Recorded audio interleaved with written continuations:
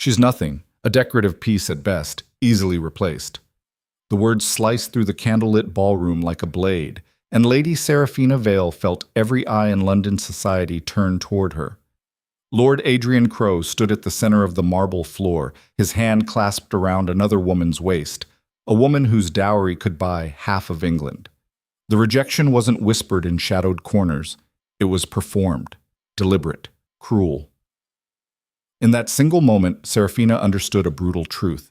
In this glittering world of silks and titles, love was a luxury, and she had just been declared worthless. But what they didn't know was that she was about to rewrite the rules entirely. If you want to see how a discarded woman becomes the most powerful Duchess in England, stay until the end of this story. Don't forget to like, comment with the city you're watching from, and let's begin. The season of 1842 had begun with such promise. Seraphina still remembered the morning her mother had fastened the pearl buttons on her ivory gown, hands trembling with hope. "This is your chance, darling," she'd whispered. "Our family's future depends on this." No pressure, just the weight of 3 generations of declining fortune resting on her 19-year-old shoulders. The Vale family had once been prosperous, minor nobility with enough land and influence to matter. But her father's gambling debts and her brother's reckless investments had bled them dry. The estate was mortgaged, the servants were unpaid, and Seraphina's debut season was funded by the last pieces of her grandmother's jewelry, sold quietly to a merchant who asked no questions. She needed to marry well, not for love, that was a fantasy, but for survival. And then she'd met Adrian. Lord Adrian Crowe was everything a young woman was taught to desire. Tall, charming, with golden hair that caught the light just so, and a smile that made you feel like the only person in the room. He'd approached her at her very first ball, extended his hand and said, "I've been watching you all evening. Dance with me." She should have known better, but desperation makes fools of us all. For 3 weeks he courted her. He sent flowers. He called on her family. He whispered compliments that made her cheeks flush and her heart race. He made her believe, just for a moment, that perhaps fairy tales could come true even for penniless daughters of ruined houses. "You're different from the others," he'd told her one afternoon in Hyde Park, his fingers brushing hers as they walked. "You have substance, intelligence. I find myself quite captivated." Lies. All of it. Beautiful, calculated lies. The truth revealed itself at the Ashford Ball, 3 weeks into the season. Seraphina had arrived with her mother, wearing a gown they'd remade from an old dress, the lace carefully salvaged and reapplied. She'd felt almost pretty as she entered the ballroom, scanning the crowd for Adrian's familiar face. She found him. He was standing beside a woman Seraphina had never seen before, Lady Rosalind Whitmore, newly arrived from the countryside. Blonde, beautiful, and according to the whispers that rippled through the room, worth £50,000 a year. Adrian's hand was on Rosalind's waist. Seraphina's stomach dropped. She told herself there was an explanation. A mistake. Perhaps he was simply being polite, dancing with other guests as etiquette demanded. She would wait. He would come to her. He always did, but he didn't. An hour passed, then 2. Seraphina stood near the refreshment table, trying to appear unbothered while her chest tightened with each passing minute. Other young women whispered behind their fans, their eyes darting between her and Adrian with poorly concealed glee. In the ruthless ecosystem of London society, witnessing someone's fall was entertainment. Finally, as midnight approached, Adrian walked toward her. Relief flooded through her. See? She'd been foolish to worry. He was coming to explain, He walked past her. Didn't even glance in her direction. He stopped 3 feet away, addressing a group of young gentlemen clustered near the windows. His voice carried easily across the marble floor, too easily, as if he wanted to be heard. "Whitmore's daughter?" one of the men was saying. 50,000 a year? Good God, man, you'd be mad not to pursue that. Adrian laughed, the sound light and careless. Indeed. Why settle for pretty words and empty pockets when you can have beauty and fortune? What about the Vale girl? Another asked. I thought you were courting her. Seraphina's blood turned to ice. Adrian's expression shifted into something cruel, almost bored. Lady Seraphina? She's nothing. A decorative piece at best, easily replaced. I needed someone to practice on before the real prospects arrived. Consider it a charitable gesture to a declining house. The words hit like a physical blow. Around her, the ballroom seemed to tilt.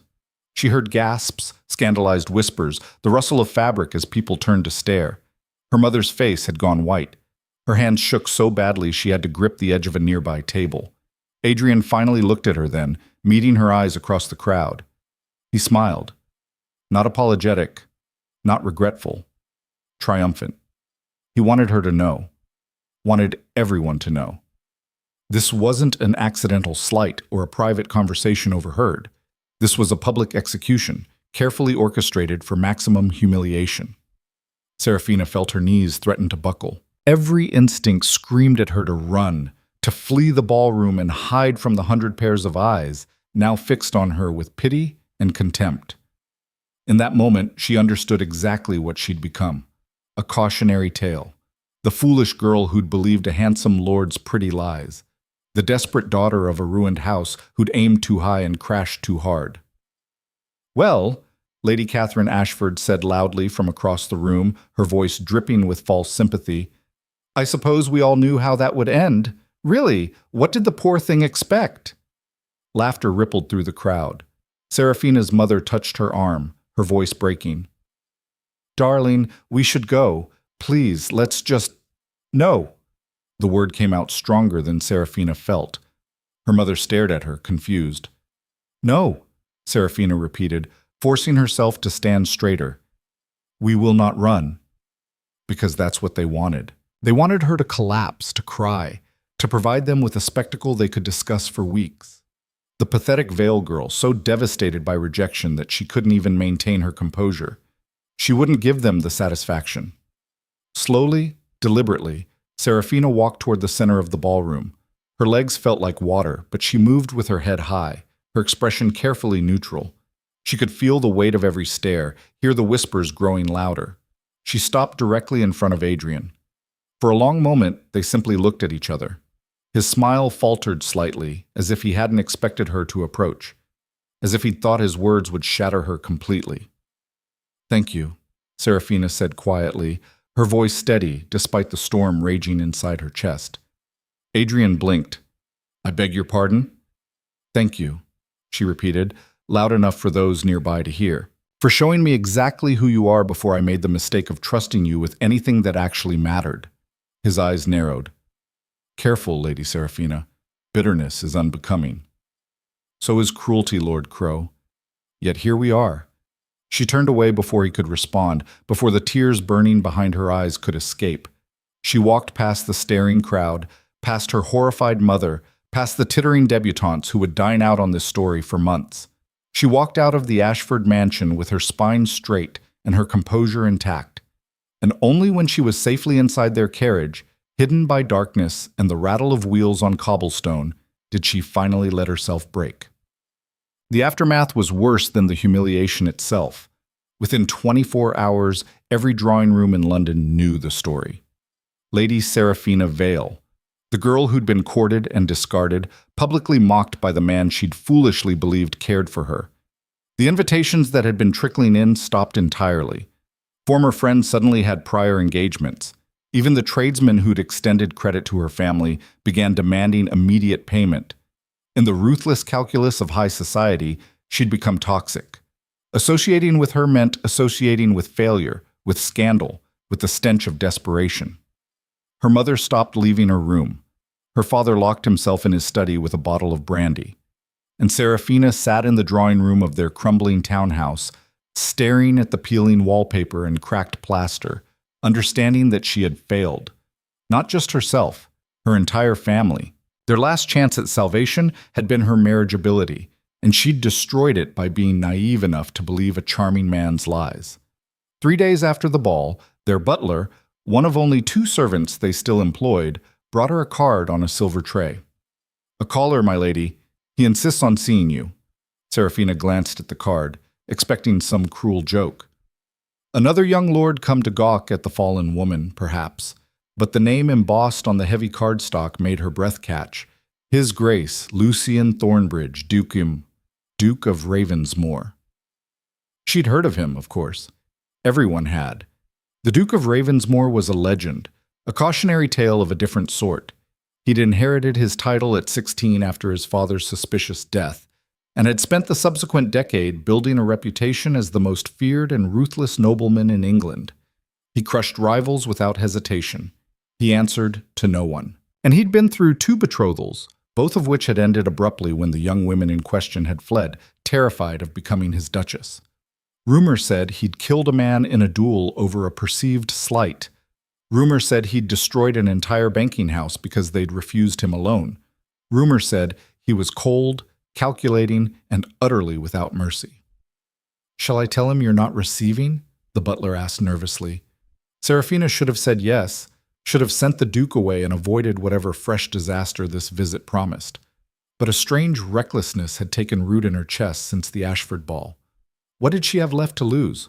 Her reputation was already in ruins. Her family was already destitute. "Show him in," she said. The butler's eyes widened, but he obeyed. Lucien Thornbridge entered the drawing room like a storm given human form. He was tall, easily over 6 feet, with dark hair that fell just past his collar and eyes so pale they were almost silver. His features were sharp, aristocratic, handsome in a way that felt dangerous rather than charming. He wore black from head to toe, no unnecessary adornment, no peacock colors, just impeccably tailored severity. He looked at her the way a general might assess a battlefield. "Lady Seraphina," he said. His voice was deep, controlled, utterly devoid of warmth. She rose, curtsying automatically. "Your Grace, this is unexpected. I'm sure." He didn't sit, didn't accept the customary pleasantries. "I'll be direct, as I have no patience for games. I need a wife. You need a way out of your current circumstances. I'm offering a solution to both problems." Seraphina stared at him, certain she'd misheard. "I beg your pardon?" "Marriage," he said flatly. "A practical arrangement. You become my Duchess. In return, I settle your family's debts, restore your reputation, and provide you with wealth, protection, and status. No romantic delusions, no false promises. Simply a mutually beneficial contract." Her mind reeled. "Why me? You could have anyone." "I don't want anyone," he interrupted. "I want someone intelligent enough to manage a ducal household, strong enough to endure scrutiny, and sensible enough not to expect affection I cannot provide. You've just demonstrated all 3 qualities by surviving public humiliation without collapsing into hysterics." "That's your criteria? I didn't cry loudly enough?" His expression didn't change, but something flickered in those pale eyes. "My criteria is that you understand reality. Love is a fantasy sold to naive girls. Power, however, is tangible. Respect is earned. And a partnership built on clear terms is worth more than 1,000 empty promises." He stepped closer, his gaze holding hers. "I won't lie to you, Lady Seraphina. I am not a kind man. I am demanding, exacting, and I do not tolerate failure. But I am loyal to what is mine, and I protect what I claim. If you accept this proposal, you will want for nothing material. You will have my name, my resources, and my absolute support in any endeavor you choose. What I will not give you is romance. If you need poetry and passionate declarations, look elsewhere." Seraphina's throat felt tight. "And if I refuse?" "Then your family will lose this house within the month. Your father will likely be sent to debtor's prison. Your mother will be dependent on distant relatives' charity, and you will spend the rest of your life as an impoverished spinster, pitied by the same people who mocked you 3 days ago." It was brutal, honest, and absolutely true. "Why are you doing this?" she asked quietly. "What do you gain?" For the first time, his expression softened, barely, just a fraction. "I gain a Duchess who understands that this world is a battlefield, not a ballroom. Someone who won't flinch when the fight gets ugly. Someone who knows that strength matters more than sweetness." He extended his hand. "So, do we have an agreement, Lady Seraphina?" She looked at his outstretched hand, her heart pounding. This wasn't the fairy tale she'd imagined as a girl. There would be no love, no tenderness, no happily ever after, just cold practicality and ruthless ambition. But fairy tales were lies. She'd learned that the hard way, and perhaps Perhaps strength was better than sweetness after all. Seraphina placed her hand in his. We have an agreement, Your Grace. His fingers closed around hers, firm, unyielding, and strangely warm. Good, Lucian said. We'll marry in 3 weeks. Prepare yourself, Lady Seraphina. Your old life ends today. Your new one will be far more difficult and far more rewarding. He released her hand and turned to leave, pausing at the doorway. One more thing, he added, glancing back.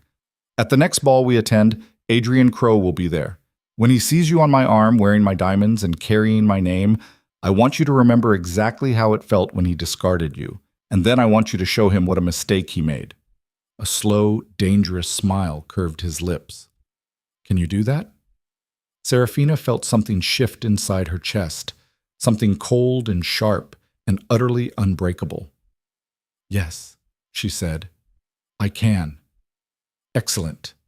And then he was gone, leaving her standing alone in the shabby drawing room, her hand still tingling from his touch, her mind racing with the weight of what she'd just agreed to. She'd accepted a devil's bargain. Now she just had to survive it. The wedding was small, private, and brutally efficient. No fanfare, no celebration, just a brief ceremony in the Duke's private chapel, witnessed by a handful of stone-faced servants and Seraphina's bewildered parents. Lucien spoke his vows in the same flat, emotionless tone he'd used to propose. Seraphina echoed them, her voice steady, despite the surreal horror of binding herself to a man she barely knew. When the vicar pronounced them husband and wife, Lucien kissed her cheek, a perfunctory gesture that felt more like a business transaction than a romantic moment. "Welcome to Ravensmoor, Duchess," he murmured against her ear. And just like that, Lady Seraphina Vale ceased to exist. In her place stood the Duchess of Ravensmoor, wife to the most feared man in England, mistress of an ancient estate, and a woman who'd traded her heart for survival. The Duke's carriage brought them to Ravensmoor Manor that same evening. Seraphina stared out the window as the massive stone fortress came into view, perched on a windswept cliff overlooking the sea. It looked like something from a Gothic novel, all dark towers and shadowed windows, beautiful and terrifying in equal measure. "It's not welcoming," Lucian said from across the carriage, following her gaze, "but it's impenetrable. No one threatens what's mine here." What's mine? The possessiveness in his voice should have frightened her. Instead, she felt an odd sense of relief. For the first time in her life, she belonged somewhere, even if that somewhere was a cold fortress ruled by a colder man. The household staff assembled in the entrance hall as they arrived, dozens of servants standing in rigid formation, their expressions carefully neutral. The housekeeper, a severe woman named Mrs. Daventry, stepped forward. "Your Grace, welcome home." Her eyes flicked to Seraphina. "Your Grace." It took Seraphina a moment to realize the woman was addressing her. "Thank you," she managed. "Mrs. Daventry will show you to your chambers," Lucian said, already turning toward his study. "We dine at 8. Don't be late." And that was it. No tour, no introductions, no guidance. He simply left her. Mrs. Daventry's expression softened slightly. "This way, Your Grace." Seraphina followed her up a grand staircase to the east wing, where a suite of rooms awaited. They were beautiful, furnished with dark mahogany and rich fabrics, windows overlooking the churning sea. But they felt empty, impersonal. "His Grace's chambers are through that door," Mrs. Daventry said, gesturing to a connecting door. "He rarely uses it. You'll have your privacy." Of course. This was a business arrangement after all. Why would he share her bed? "If you need anything, ring for your lady's maid. Dinner will be served in the formal dining room. I'll have someone escort you." "Thank you, Mrs. Daventry." The housekeeper paused at the door. "If I may speak frankly, Your Grace?" Seraphina nodded. "The Duke is not an easy man, but he is a fair one. If you prove yourself capable, he will respect you. If you prove yourself weak, he will destroy you, not out of cruelty, but because he cannot abide weakness in anything that bears his name." It should have sounded like a threat. Instead, it sounded like a challenge. "I understand," Seraphina said quietly. Mrs. Daventry almost smiled. "I believe you do." Dinner was an exercise in silent observation. The formal dining room could have seated 50, but only two places were set, one at the head of the table, one to the right. Lucian sat in his chair like a king on a throne, cutting his food with mechanical precision. He didn't make conversation, didn't ask about her day, simply ate in silence while Seraphina watched him, trying to decode the man she'd married. Finally, unable to bear the quiet any longer, she spoke. "What do you expect of me?" He glanced up, one eyebrow raised. "In what capacity?" "As your Duchess. You said this was a practical arrangement. What are my responsibilities?" Lucien set down his fork, considering her. "Manage the household. Represent the family at social functions. Produce an heir eventually. Beyond that, you're free to pursue whatever interests you." "And if I fail?" "You won't." The certainty in his voice was almost insulting. "You seem very sure." "I am. I don't make poor investments, and I didn't invest in you to watch you fail." He resumed eating. "You survived public humiliation without breaking. You accepted my proposal knowing exactly what it entailed. And you're sitting here asking direct questions instead of dissolving into nervous chatter. You're stronger than you realize, Seraphina." It was the first time he'd used her given name. Something warm flickered in her chest, dangerous and unwelcome. "The Haverford Ball is in 2 weeks," Lucian continued. "We'll attend. It will be your first public appearance as my Duchess. Society will be watching to see if you crumble under the scrutiny." "And if I don't?" His pale eyes met hers, and for the first time she saw something almost like approval. "Then they'll learn what I already know, that you're not a woman to be underestimated." The 2 weeks that followed were brutal. Seraphina threw herself into learning everything required of a duchess. She memorized the names and faces of every noble family in England. She studied the estate's finances, its tenants, its holdings. She learned which servants respected her and which ones were testing her, probing for weakness. Mrs. Daventry became an unexpected ally, teaching her the invisible rules that governed a ducal household. The housekeeper was exacting, unforgiving but fair, exactly like the Duke himself. "You're doing well," she said one afternoon as they reviewed the weekly accounts. "Better than His Grace's previous betrothed, certainly." Seraphina looked up. "What happened to them?" Mrs. Daventry's expression darkened. "They expected romance, poetry, a fairy tale. When they realized the Duke was not that kind of man, they fled. Better they left before the wedding than after, I suppose." "Do you think he wanted them to leave?" The housekeeper hesitated. "I think His Grace has been alone for a very long time, and I think he's forgotten how to be anything else." That night, Seraphina stood at her window, watching storm clouds gather over the sea. Through the connecting door, she could hear Lucian moving around his chambers, the low murmur of his voice as he spoke to his valet, the sound of papers rustling. He was so close, and yet utterly unreachable. She thought about Adrian's warm smiles and empty promises, about the way he'd made her feel cherished, special, right up until the moment he'd destroyed her. And then she thought about Lucian's cold honesty, his brutal clarity, the way he'd looked at her and seen strength instead of weakness. Which was crueler, she wondered, the beautiful lie or the ugly truth? The answer, she was beginning to suspect, was neither. The cruelest thing was believing the lie in the first place. The night of the Haverford Ball arrived like an approaching storm.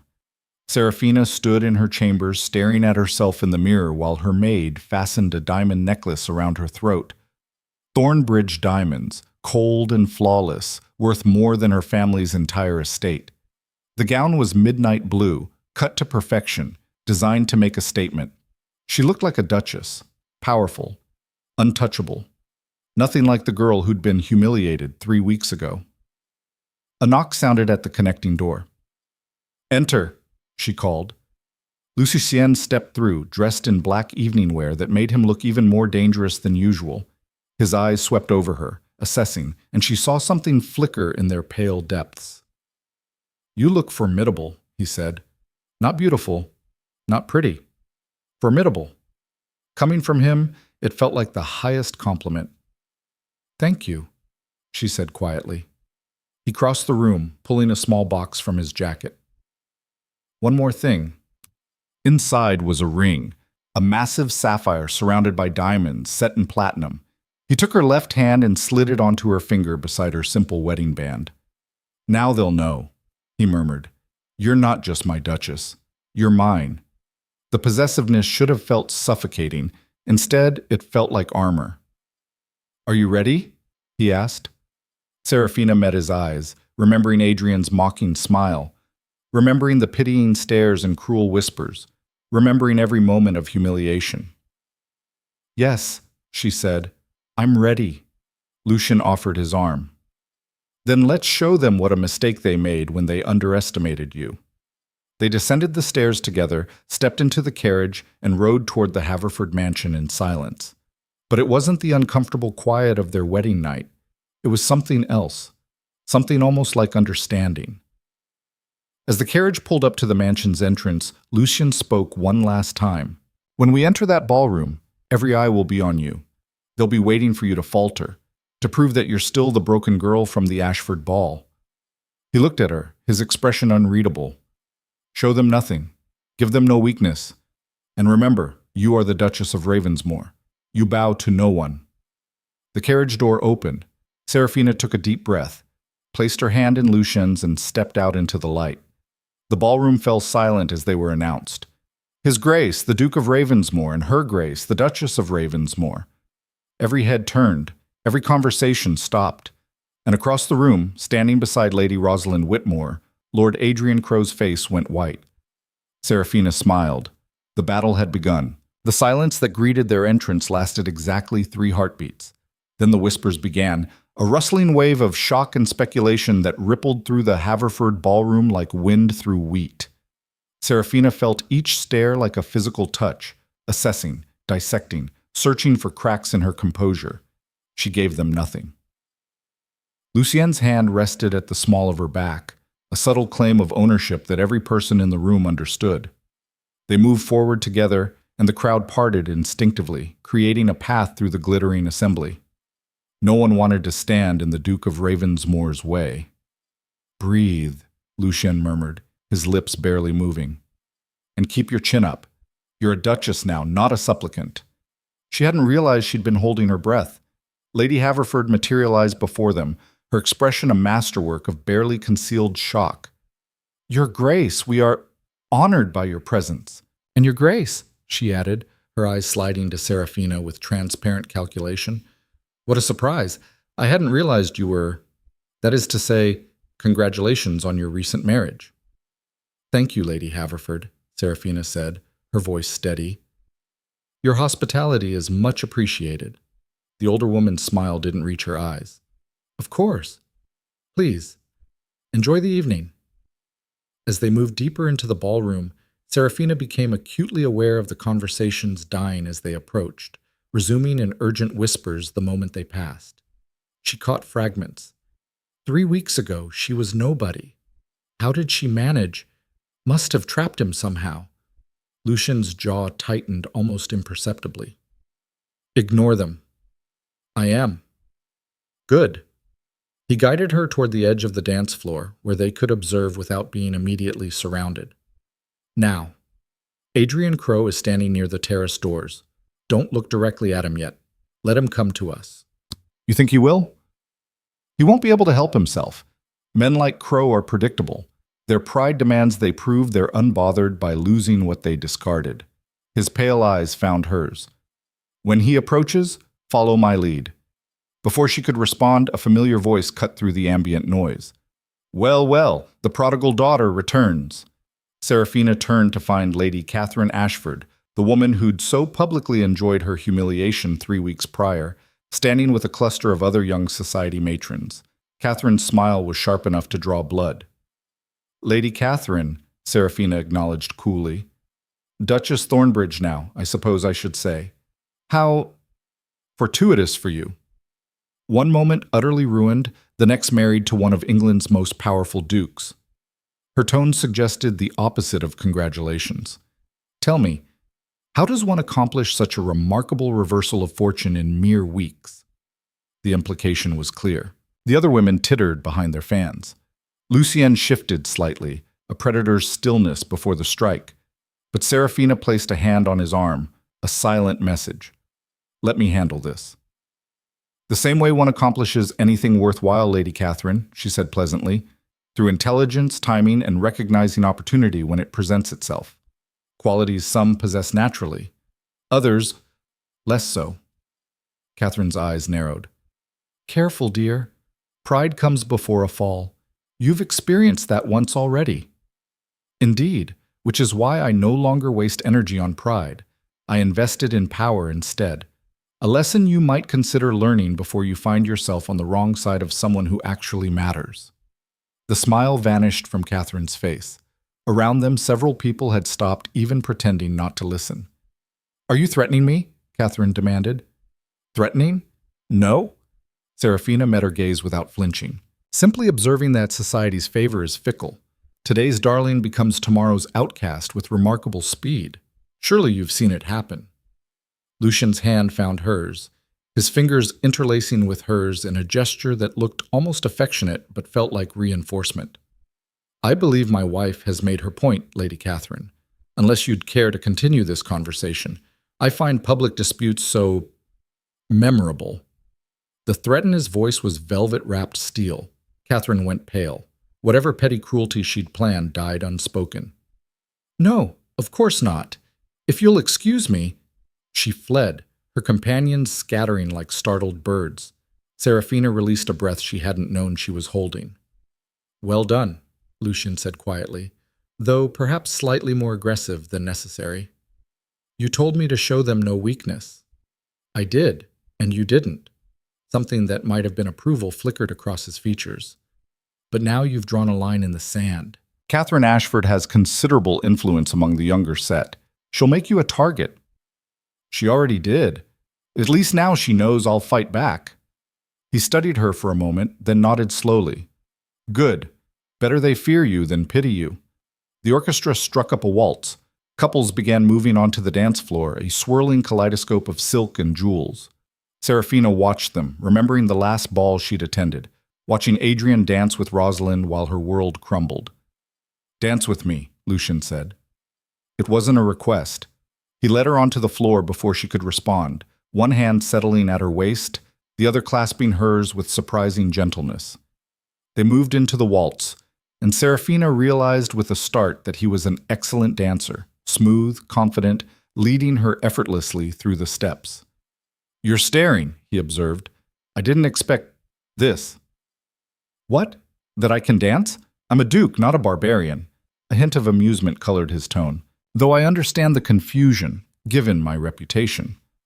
Despite everything, Seraphina felt her lips twitch toward a smile. Your reputation suggests you're more comfortable with swords than social niceties. Swords are more honest, but I learned the niceties nevertheless. My mother insisted. His expression darkened briefly at the mention of his mother, then smoothed. Besides, a waltz is not so different from a duel. It's about reading your partner, anticipating their movements, maintaining control. Is that how you see everything? As combat? Don't you? He spun her expertly through a turn. You just verbally eviscerated Lady Catherine. That was warfare, prettily packaged in polite phrases. This entire evening is a battlefield. We're simply fighting with reputation instead of steel. He wasn't wrong. Every conversation, every glance, every carefully chosen word was a strategic maneuver. The ballroom might look beautiful, but it was an arena of social Darwinism where the weak were consumed. There, Lucian said softly, his gaze fixed on something over her shoulder. Adrian Crowe is watching us. He's been staring since we began dancing. Seraphina's pulse quickened, but she didn't turn to look. What's his expression? Furious, jealous, exactly as predicted. Lucian's hand tightened fractionally at her waist. He's going to approach when the music ends. Are you ready? Was she? Could anyone truly be ready to face the man who'd humiliated them, knowing he'd see her triumph as a personal affront? Yes, she said. The music swelled toward its conclusion. Other couples drifted past, their attention subtly focused on the Duke and his new Duchess.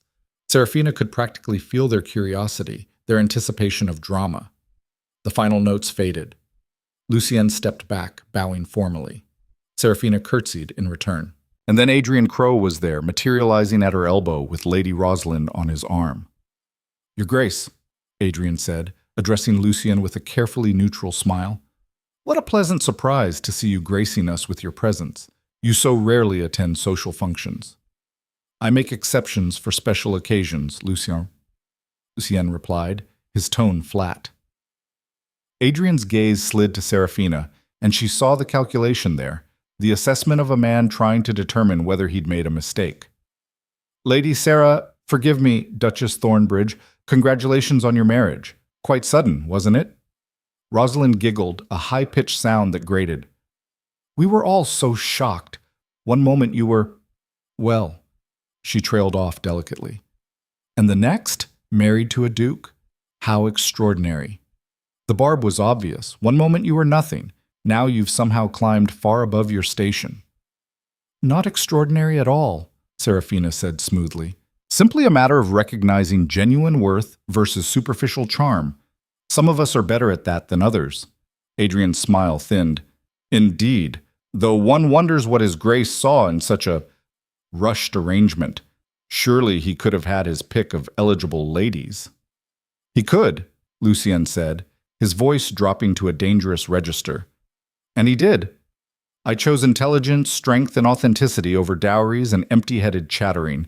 Forgive me if I find substance more appealing than gold-wrapped mediocrity. The insult landed like a slap. Rosalind's mouth fell open. Adrian's face flushed an ugly red. I say, Your Grace.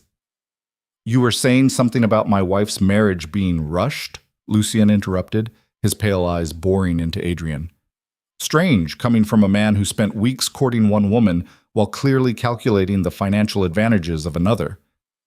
That's not rushing, I suppose. That's simply dishonesty. Or perhaps cowardice. I confess I sometimes confuse the two. A small crowd had gathered, pretending to admire the orchestra while obviously eavesdropping. Seraphina saw Lady Haverford watching from across the room, her expression delighted by the scandal unfolding. Adrian drew himself up, trying to salvage his dignity. I don't know what stories Lady Sarah, the Duchess, may have told you, but I assure you— She told me nothing, Lucien cut him off again. She didn't need to. I was at the Ashford ball. I heard you publicly mock her, watched you humiliate her for your own amusement.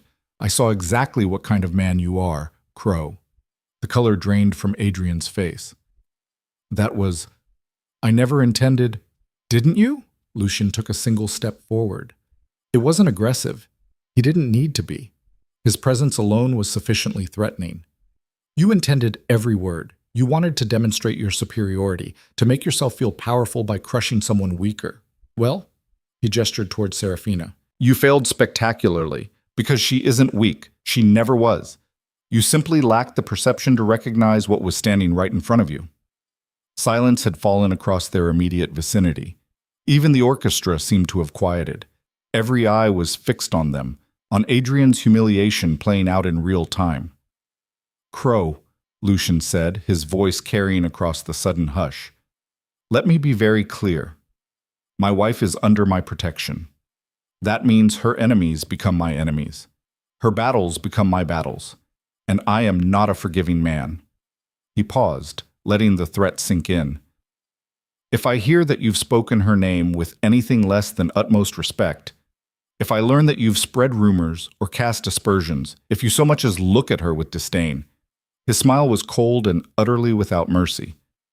Well, I'm sure you've heard the stories about what happens to people who cross me. I assure you they're not exaggerated. Adrian had gone white as chalk. Rosalind looked ready to faint. Around them, whispers erupted, shocked, scandalized, thrilled by the drama. Seraphina stood perfectly still, watching Adrian's face as everything he'd tried to build crumbled.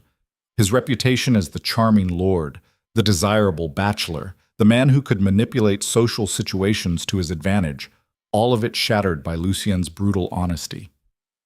Now, Lucien said pleasantly, as if he hadn't just destroyed a man standing in 3 minutes, I believe we're done here. Enjoy your evening, Crow. Come, darling. He offered Seraphina his arm. She took it, her head high, and they walked away from Adrian's stricken figure. The crowd parted for them like the Red Sea. Lucien led her toward the terrace doors, out into the cool night air where they could escape the suffocating attention. The moment they were alone, Seraphina's composure finally cracked. That was... She couldn't find words. Necessary, Lucien finished. He needed to understand the consequences of his actions. They all did. You didn't have to defend me so publicly. Yes, I did. He turned to face her, his expression serious. You're my Duchess. That means something. It means I won't stand by while petty lords try to diminish what's mine. There it was again. What's mine? Possessive, absolute. I'm not a possession, Seraphina said quietly. No, you're not. He studied her in the moonlight. You're my partner, my ally, the woman who will stand beside me and help me navigate a world full of sharks and sycophants. But you're also under my protection, whether you want to be or not. That's the bargain we made. I don't need protecting. Everyone needs protecting sometimes, he interrupted. Even the strong, especially the strong because they make more enemies. His hand came up, surprising her by brushing a strand of hair from her face. You fought well tonight, Seraphina, Catherine, Adrian. You didn't flinch. But you're about to discover that winning one battle often starts a war. As if summoning his words into reality, the terrace doors opened behind them. Lady Catherine Ashford stepped out, flanked by two other women, Lady Pemberton and the Viscountess Hartley. Their expressions were cold, calculating. A word, Duchess, Catherine said. It wasn't a request. Lucien moved slightly, placing himself between Seraphina and the three women. This can wait. No, Your Grace, it cannot. Catherine's smile was pure venom. You see, we've been discussing your wife, and we've reached certain conclusions. Have you? Lucien's voice was flat, dangerous. We have, and we believe the Ton should know the truth about how this marriage came to be. After all, it's our duty to protect society from opportunists and fortune hunters. Seraphina's stomach dropped. This was it. The counterattack. Catherine wasn't going to accept humiliation quietly. Be very careful what you say next, Lucien warned. But Catherine was beyond caution, driven by wounded pride and social ambition. The truth is simple. Your wife trapped you. She threw herself at you, knowing you needed an heir and wouldn't refuse a desperate woman willing to accept any terms. The slap came before Seraphina even realized she'd moved. Her palm connected with Catherine's cheek with a sharp crack that echoed across the terrace. The other woman stumbled backward, her hand flying to her reddening face, shock written across her features. You will not, Seraphina said, her voice shaking with fury. Speak about my marriage. You know nothing about it, nothing about what I've sacrificed or what I've gained. You're a bitter, small-minded woman who can't stand watching someone rise above the station you assigned them. Lady Pemberton gasped. The Viscountess backed away. Catherine stared at Seraphina with naked hatred. You just assaulted me, Catherine hissed. In front of witnesses. You think your new title protects you from consequences? No, Lucien said softly, drawing all attention back to him. But I do. He stepped forward, and even in the dim light, his expression was terrifying. You came out here to spread lies about my wife, to damage her reputation and by extension, mine. That's slander, Lady Catherine. Actionable slander that I could pursue legally if I chose, but I'm not a lawyer. I'm a duke, which means I have other options. Catherine went pale. You wouldn't... Your husband's shipping business. It relies heavily on import licenses issued by the Crown, licenses that require ducal approval. His smile was cruel. I wonder what would happen if those approvals were suddenly delayed, indefinitely. That's extortion. That's power. Lucien's voice was ice. The same power you wielded when you publicly mocked my wife 3 weeks ago. The same power you tried to use tonight with your petty threats and ugly rumors. The difference is my power is real. Yours is borrowed influence that evaporates the moment someone stronger decides to push back. He glanced at Lady Pemberton and the Viscountess. That goes for all of you. Spread lies about the Duchess of Ravensmore, and you'll discover exactly how far my reach extends. Test me if you doubt it. No one spoke. No one moved. Now get out of my sight, Lucien said quietly, before I decide that ruining your reputations isn't sufficient. Catherine fled, the other two women scrambling after her. The moment they were gone, Seraphina's knees nearly buckled.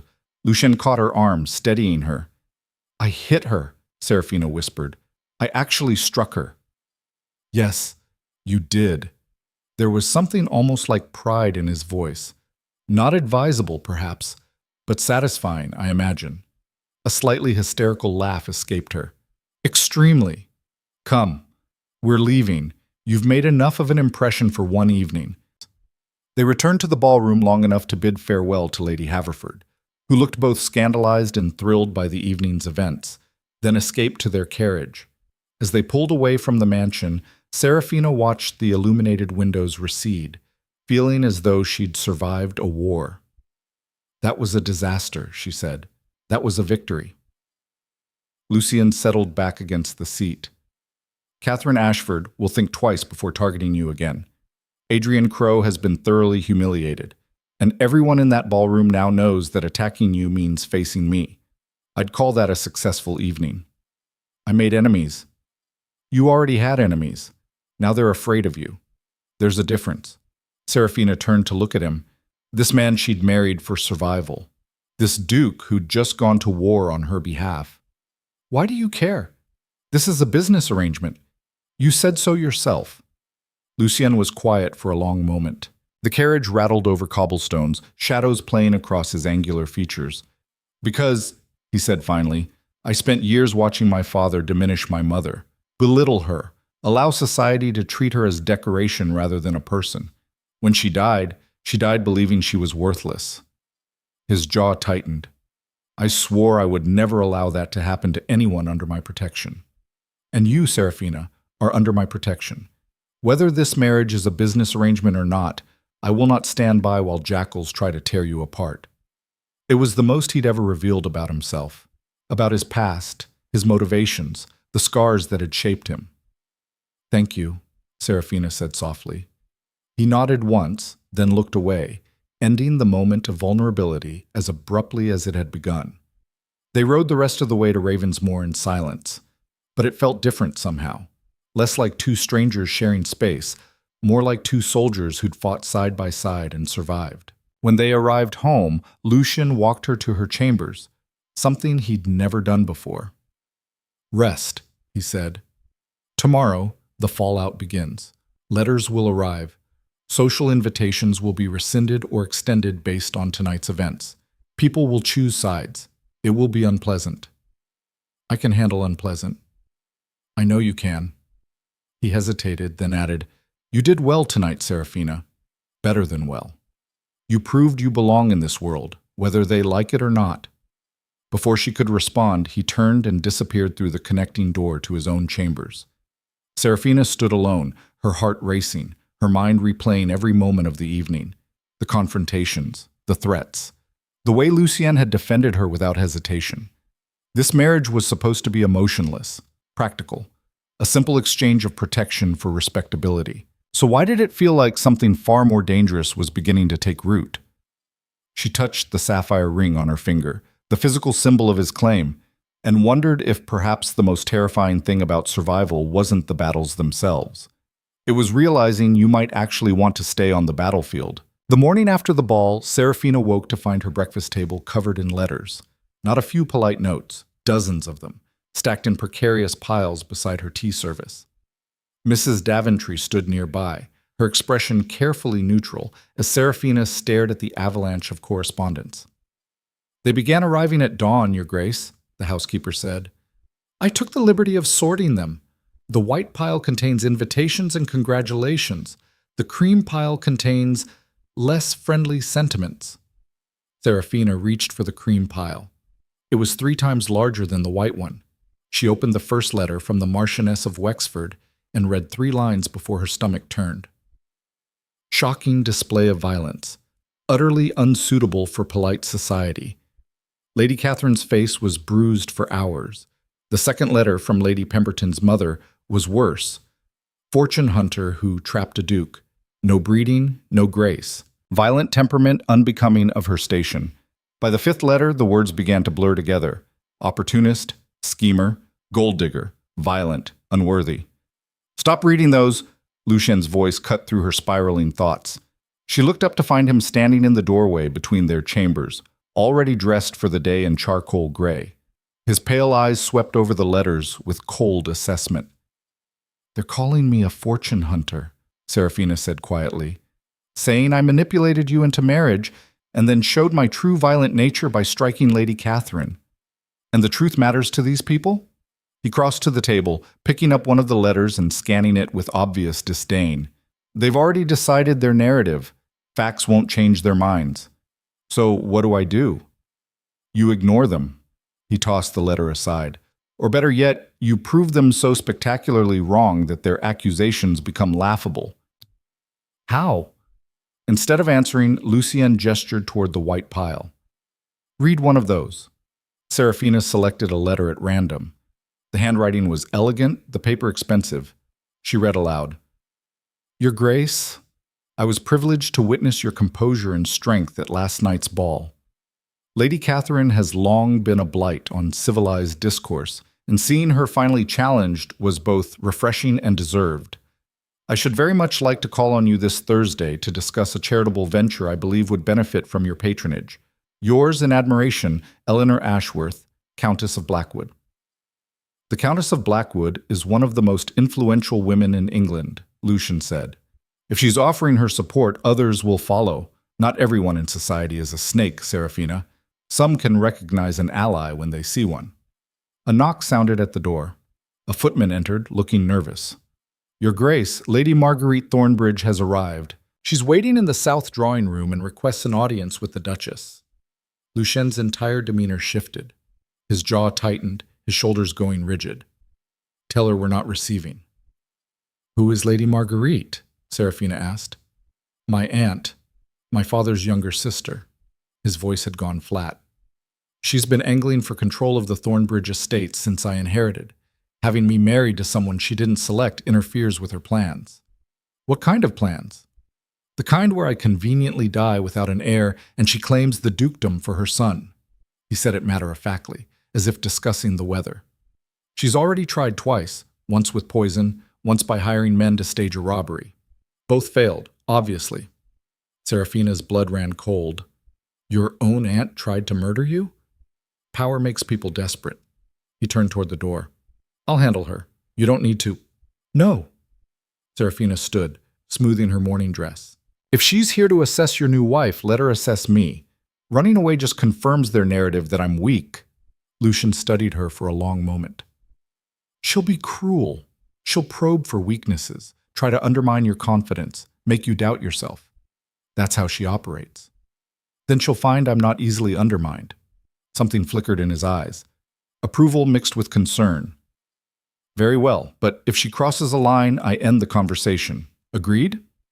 "Agreed." They descended to the south drawing room together. Lady Marguerite Thornbridge sat in a high-backed chair like a queen on a throne, her steel-gray hair arranged in severe braids, her black dress making her look like a particularly elegant vulture. She was perhaps 50, still beautiful in a harsh, angular way, and her eyes, the same pale silver as Lucien's, missed nothing. "Nephew," she said without rising, "how kind of you to finally acknowledge my presence." "Aunt Marguerite." Lucian's tone could have frozen fire. "To what do we owe this unexpected visit?" "Unexpected? I should think my visiting after your sudden marriage would be entirely expected." Her gaze slid to Seraphina, cold and assessing. "So this is the woman who trapped England's most eligible duke. How quaint." "Careful," Lucien warned. But Seraphina stepped forward, meeting Marguerite's stare without flinching. "Lady Marguerite, I've heard so much about you." "Have you? How fascinating. I've heard absolutely nothing about you, which is precisely the problem." Marguerite's smile was razor-sharp. "The Vales are barely gentry. Your father is a gambler, your brother a wastrel. You bring nothing to this marriage except debts and a pretty face. So tell me, dear, how exactly did you convince my nephew to throw away his legacy on damaged goods?" The insult was calculated, designed to provoke a reaction. Seraphina felt anger surge in her chest, but forced it down. Getting emotional was exactly what Marguerite wanted. "I didn't convince him of anything," Seraphina said calmly. "We made a mutually beneficial arrangement. He required a duchess who understood the reality of power rather than the fantasy of romance. I required security and protection. We each got what we needed. How mercenary! And you think that's sufficient foundation for a ducal marriage? I think it's more honest than most marriages of our class. At least we're not pretending love conquers all while secretly despising each other. Seraphina paused. Though I understand you have some experience with that, given your own marriage. Marguerite's eyes narrowed. It was common knowledge that her marriage to Lord Thornbridge had been a disaster. Her husband had died young, leaving her with a weak-willed son and a burning resentment toward the world. You have a sharp tongue, Marguerite observed. Lucienne, I hope you realize this girl will embarrass the family at every turn. She's already caused a scandal by assaulting Lady Catherine Ashford. How long before she ruins our reputation entirely? Our reputation? Lucien's laugh was bitter. You mean the reputation you've spent years trying to destroy by spreading rumors about my father's death? By suggesting I had something to do with it? The room went silent. Marguerite's expression hardened. Your father's death was suspicious. Everyone knows it. My father drank himself to death because he couldn't stand his own reflection, Lucien said coldly. The only suspicious element was how long it took. And you've never forgiven me for surviving him, have you? For being strong enough to take control of this family instead of letting you puppet me like you puppet your own son. How dare you? I dare because this is my house, my title, and my wife. He moved to stand beside Seraphina. And you will not come into my home and insult her. If you have concerns about the Thornbridge legacy, direct them to me. But leave Seraphina out of your schemes. Marguerite rose, her face pale with fury. You're making a mistake, nephew. This girl is not what she appears. I've been making inquiries. Her family's debts are deeper than you know. Her father owes money to some very dangerous people, the kind who don't forgive unpaid debts. Seraphina's heart stopped. What are you talking about? Oh, didn't you know? Marguerite's smile was cruel. Your father didn't just gamble at respectable clubs, dear. He borrowed from moneylenders, criminals. And when he couldn't pay, they offered him an alternative arrangement. Seems they're very interested in having a connection to the Duke of Ravensmore through his new Duchess. The room tilted. Seraphina felt as though the floor had dropped away beneath her feet. You're lying, she whispered. Am I? Ask your father. Marguerite gathered her gloves. I wonder, Lucien, if you knew about this when you married her. Or did she conveniently forget to mention that wedding her meant inheriting her family's criminal entanglements? Get out, Lucien said quietly. Gladly, but don't say I didn't warn you. This marriage will destroy you, nephew. And when it does, don't come begging for my help. She swept from the room, leaving Seraphina standing frozen, Marguerite's words echoing in her mind. Criminal entanglements, dangerous people, an alternative arrangement. Seraphina, Lucien said carefully. Look at me. She couldn't face him. If what Marguerite said was true, if her father had dragged them into something criminal, then she'd brought exactly the kind of trouble to Lucien's door that he'd been trying to avoid. I need to speak to my father, she said, her voice hollow. I need to know if she's telling the truth. Then we'll go together, right now. No, this is my family's mess. I'll handle it. You're my Duchess. Your family's mess is my mess. He caught her arm gently. We face this together. That was the bargain. The ride to her family's townhouse felt endless. Seraphina sat in silence, her mind racing through every conversation with her father, every unexplained absence, every time he'd assured her the debts were manageable. Had he lied? Had he put them all in danger? They arrived to find the house in disarray. The few remaining servants looked terrified. Her mother was nowhere to be seen. Her father sat in his study staring at an empty glass, looking 10 years older than when she'd last seen him. Seraphina, he said, not looking up. I wondered when you'd come. Is it true? She demanded. Did you borrow money from criminals? His silence was answer enough. How much? Lucien asked, his voice dangerously calm. 20,000 pounds. Her father finally met their eyes, and Seraphina saw desperation there. I thought I could win it back. I thought if I just had one more night at the tables. 20,000 pounds to criminals, Lucien repeated. And what did they want in exchange when you couldn't pay? Her father's hands shook. Information. access. They want someone inside the aristocracy, someone who can tell them which estates are vulnerable, which lords are in debt, which shipments are valuable enough to steal. Seraphina felt sick. You promised them I'd spy for them? That I'd use my position as Duchess to help them commit crimes? I promised them nothing. Her father stood defensive. But they made it clear that if I didn't find a way to be useful, they'd kill me. And when you married the Duke so suddenly, they saw an opportunity. They sent a message yesterday. They want a meeting. With you. Absolutely not, Lucian said immediately. You don't understand, her father pleaded. These aren't common thieves. Their leader is a man named Silas Crane. He controls half the criminal enterprise in London. If we refuse, he'll come after you. Yes, I understand. Lucian's expression was carved from ice. What you don't understand is that threatening my household is a death sentence. Crane may control the underworld, but I control the legal one. Tell me everything, his organization, his operations, his weaknesses, and then I'll decide how to handle this. For the next hour, her father laid out everything. The gambling debts, the moneylenders, the escalating threats. Lucian listened in silence, his mind clearly working through strategies, calculating angles. Finally, he spoke. Here's what's going to happen. You're going to send word to Crane that the Duchess will meet with him. Tomorrow night, at a location of his choosing. Lucian, no, Seraphina started. Yes, because if we don't, he'll assume we're hostile and escalate. Better to meet, assess the situation, and determine our leverage. He looked at Seraphina. You'll wear a wire. I'll have men positioned nearby.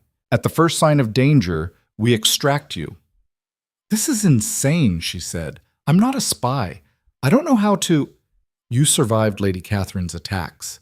You can survive this. His hand found hers, squeezing gently. Trust me. The meeting was set for the following evening at a warehouse near the Thames. Seraphina spent the intervening hours being briefed by men Lucian described only as associates, dangerous-looking individuals who taught her how to wear a concealed listening device, how to position herself for quick escape, how to read the room for threats. Don't try to be clever, one of them warned. Don't negotiate. Just listen, stay calm, and get out alive. We'll handle the rest.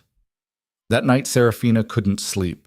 She stood at her window, watching storm clouds gather over the sea, wondering how her life had spiraled so far out of control in mere weeks. A soft knock on the connecting door. Lucian entered, still fully dressed. Can't sleep either? He asked. I keep thinking about what could go wrong tomorrow. He crossed to stand beside her. Everything could go wrong. Crane could be planning to kidnap you, to use you as leverage against me, to kill you just to send a message. You're not helping. I'm being honest. He turned to face her. But here's another truth. I don't let people take what's mine. And you, Seraphina, are mine. If Crane touches you, if he so much as frightens you, I will burn his entire organization to the ground. I will destroy every enterprise he controls, ruin every ally he has, and make him beg for a death I won't grant. The vow should have sounded melodramatic. Instead, it sounded like a promise carved in stone. Why? Seraphina asked. Why risk so much for a business arrangement? Lucian was quiet for a long moment. When he spoke, his voice was softer than she'd ever heard it, because somewhere along the way this stopped being just business, and that terrifies me more than any criminal. Before she could respond, he left, disappearing back into his chambers and leaving her alone with the weight of his confession. The next evening arrived too quickly. Seraphina dressed in simple dark clothing, the wire hidden beneath her bodice. Lucien's men positioned themselves around the warehouse district. Lucien himself would be in a building across the street, watching through a spyglass, ready to intervene. Remember, he told her before she climbed into the unmarked carriage, you're there to listen, nothing more. At the first sign of danger, say the word mercy, and we come in. Understood. He caught her hand, pulling her back for a moment. Come back to me. It wasn't a request. It was a command. I will, she promised. The warehouse was exactly as grim as expected. Rotting wood, broken windows, the smell of the Thames mixing with something fouler. Two men waited outside, their faces hard. They searched her roughly for weapons, found none, and gestured for her to enter. Inside, lamplight created shadows that danced across stacked crates and rusted equipment, and in the center of it all sat Silas Crane. He was younger than she'd expected, perhaps 40, with dark hair graying at the temples and eyes that held the kind of intelligence that came from surviving in a world with no rules. He wore expensive clothes, incongruous against the warehouse's decay. "Duchess Thornbridge," he said, his voice smooth. "How good of you to accept my invitation." "I don't recall it being an invitation," Seraphina replied, forcing her voice steady. "It felt more like extortion." Crane smiled. "Direct. I appreciate that. Shall we dispense with pleasantries? Your father owes me £20,000. I'm willing to forgive the debt in exchange for information." "What kind of information?"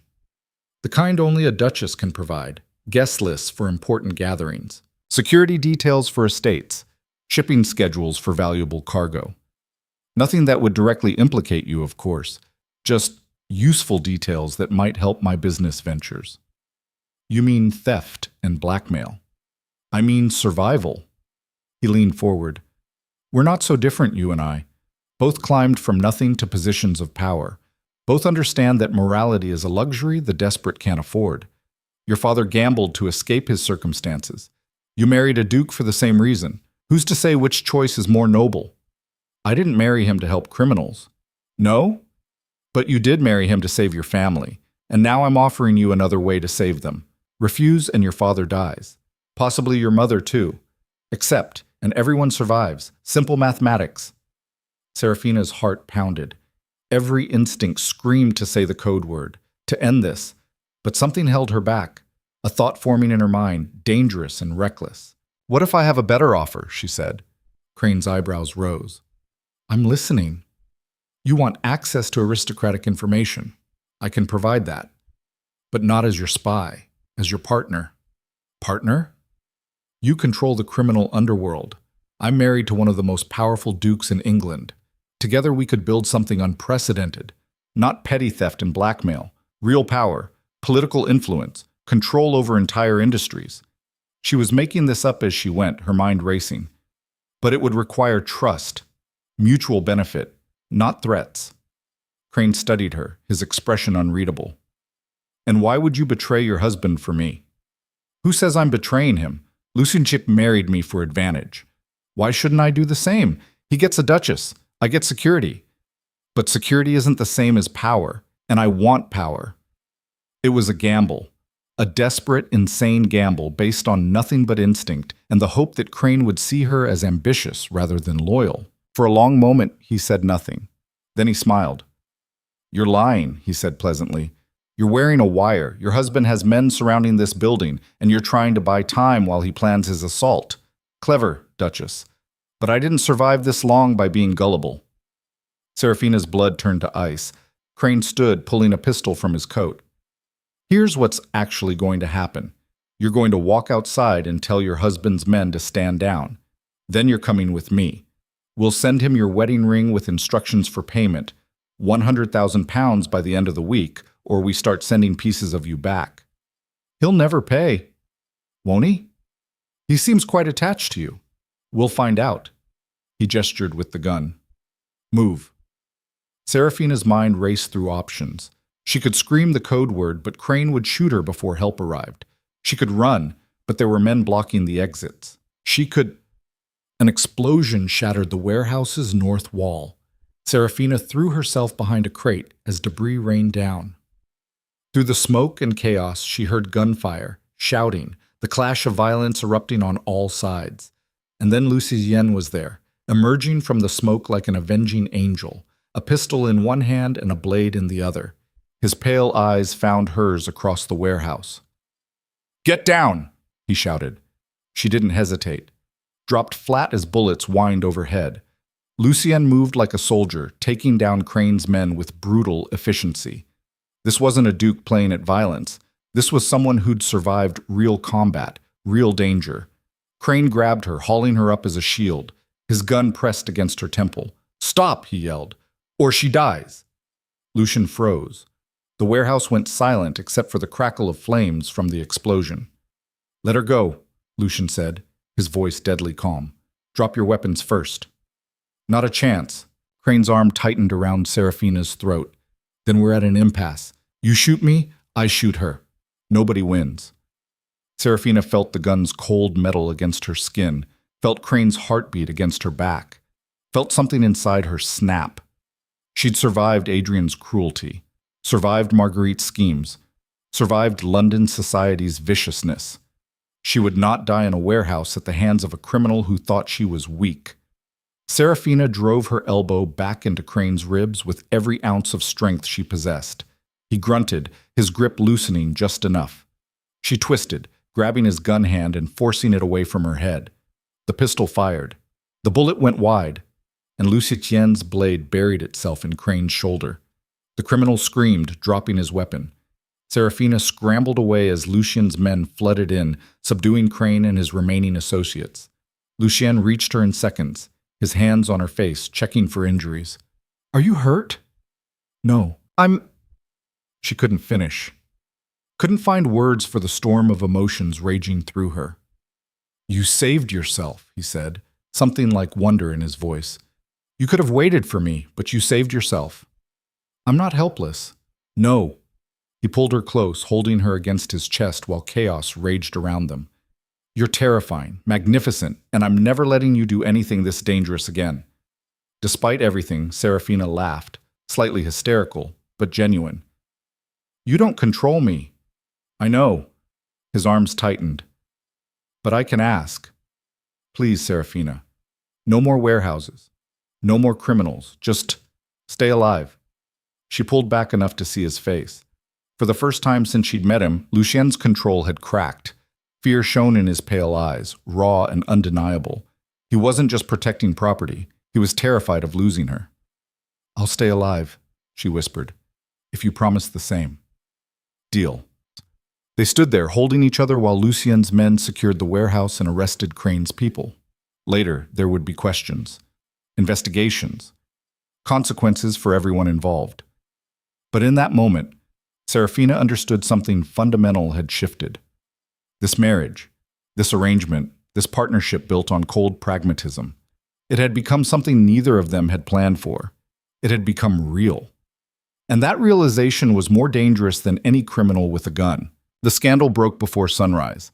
By the time Seraphina and Lucien returned to Ravensmoor Manor, bruised, exhausted, and covered in warehouse soot, newsboys were already hawking morning editions with headlines screaming about the Duke of Ravensmoor's raid on a criminal enterprise.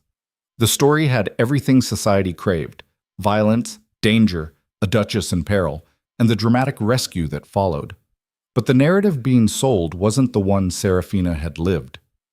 "Listen to this," Lucien said, scanning the Times over breakfast while Seraphina nursed tea that did nothing to calm her frayed nerves. The Duchess of Ravensmoor, former Lady Seraphina Vale, was taken hostage by the notorious criminal Silas Crane in a scheme to extort money from her wealthy husband. The Duke, demonstrating the protective nature expected of English nobility, personally led the rescue operation that resulted in Crane's arrest. He looked up, his expression sardonic. "They've made you a damsel in distress." "I saved myself," Seraphina said flatly. "I know. I was there." He set down the paper. "But the truth is less palatable to readers than the fantasy. A duke rescuing his helpless wife sells more papers than a duchess defending herself while her husband provides backup. So I'm reduced to a plot device in my own story. Welcome to being a woman in London society." His tone was dry but not unkind. "Though I suspect this particular narrative might work in our favor. Public sympathy is a powerful weapon." He wasn't wrong. By mid-morning, the townhouse was flooded with callers. Ladies who'd shunned Seraphina after the Catherine Ashford incident now arrived with flowers and concerned expressions, suddenly eager to align themselves with the Duchess who'd survived a criminal kidnapping. Mrs. Daventry managed the receiving room like a general commanding troops, turning away the obviously insincere, while admitting those whose concerns seemed genuine. Seraphina sat through 2 hours of performative sympathy before Eleanor Ashworth, the Countess of Blackwood, finally arrived. "Clear the room," Eleanor announced, sweeping in with the authority of someone accustomed to being obeyed. The other women scattered like startled birds. Eleanor settled into the chair across from Seraphina, her sharp eyes assessing. She was perhaps 60, with silver hair and the kind of beauty that comes from bone structure rather than youth. "I despise false sympathy," she said bluntly. "So let me be direct. You've had a terrible week. How are you actually managing?" The honest question, after hours of platitudes, nearly broke Seraphina's composure. "I'm managing," she said carefully. "Liar. But a disciplined one, which is respectable." Eleanor poured herself tea without asking permission. "I'll tell you what I see. You married Ravensmore for survival, not love. Society crucified you for it. You fought back, made enemies, and then nearly died in a warehouse. And now you're sitting here playing the gracious Duchess while probably wanting to scream. Am I close?" Seraphina stared at her. "Uncomfortably so." "Good. Then we can skip the pretense." Eleanor leaned forward. "I didn't come here to offer sympathy. I came to offer alliance. You're building something, whether you realize it or not. A reputation, a position, and you're doing it the hard way, through combat rather than charm. That's rare. Most women your age are still playing at being decorative." "I don't have the luxury of being decorative." "Precisely. Which is why you're interesting." Eleanor set down her teacup. "I run a network of women, widows, wives, daughters, who actually do things rather than simply existing beautifully. We fund schools for poor children. We support women escaping violent marriages. We invest in businesses society claims are unsuitable for female involvement. It's all technically legal and socially acceptable, but just barely." "Why are you telling me this?" "Because I want you to join us. You have resources now, Ravensmore's wealth, his name, his influence. And based on your recent adventures, you have the spine to use them. We could accomplish significant things together." It was the first time anyone had offered Seraphina partnership rather than pity or condemnation. The first time someone had looked at her and seen potential instead of scandal. "What would you need from me?" Seraphina asked. "Money, obviously, but more importantly, access. Ravensmore moves in circles most of us can't penetrate. Parliamentary connections, shipping magnates, banking houses. With your position, we could influence policy, change laws. Actually make a difference instead of just hosting charity teas that accomplish nothing.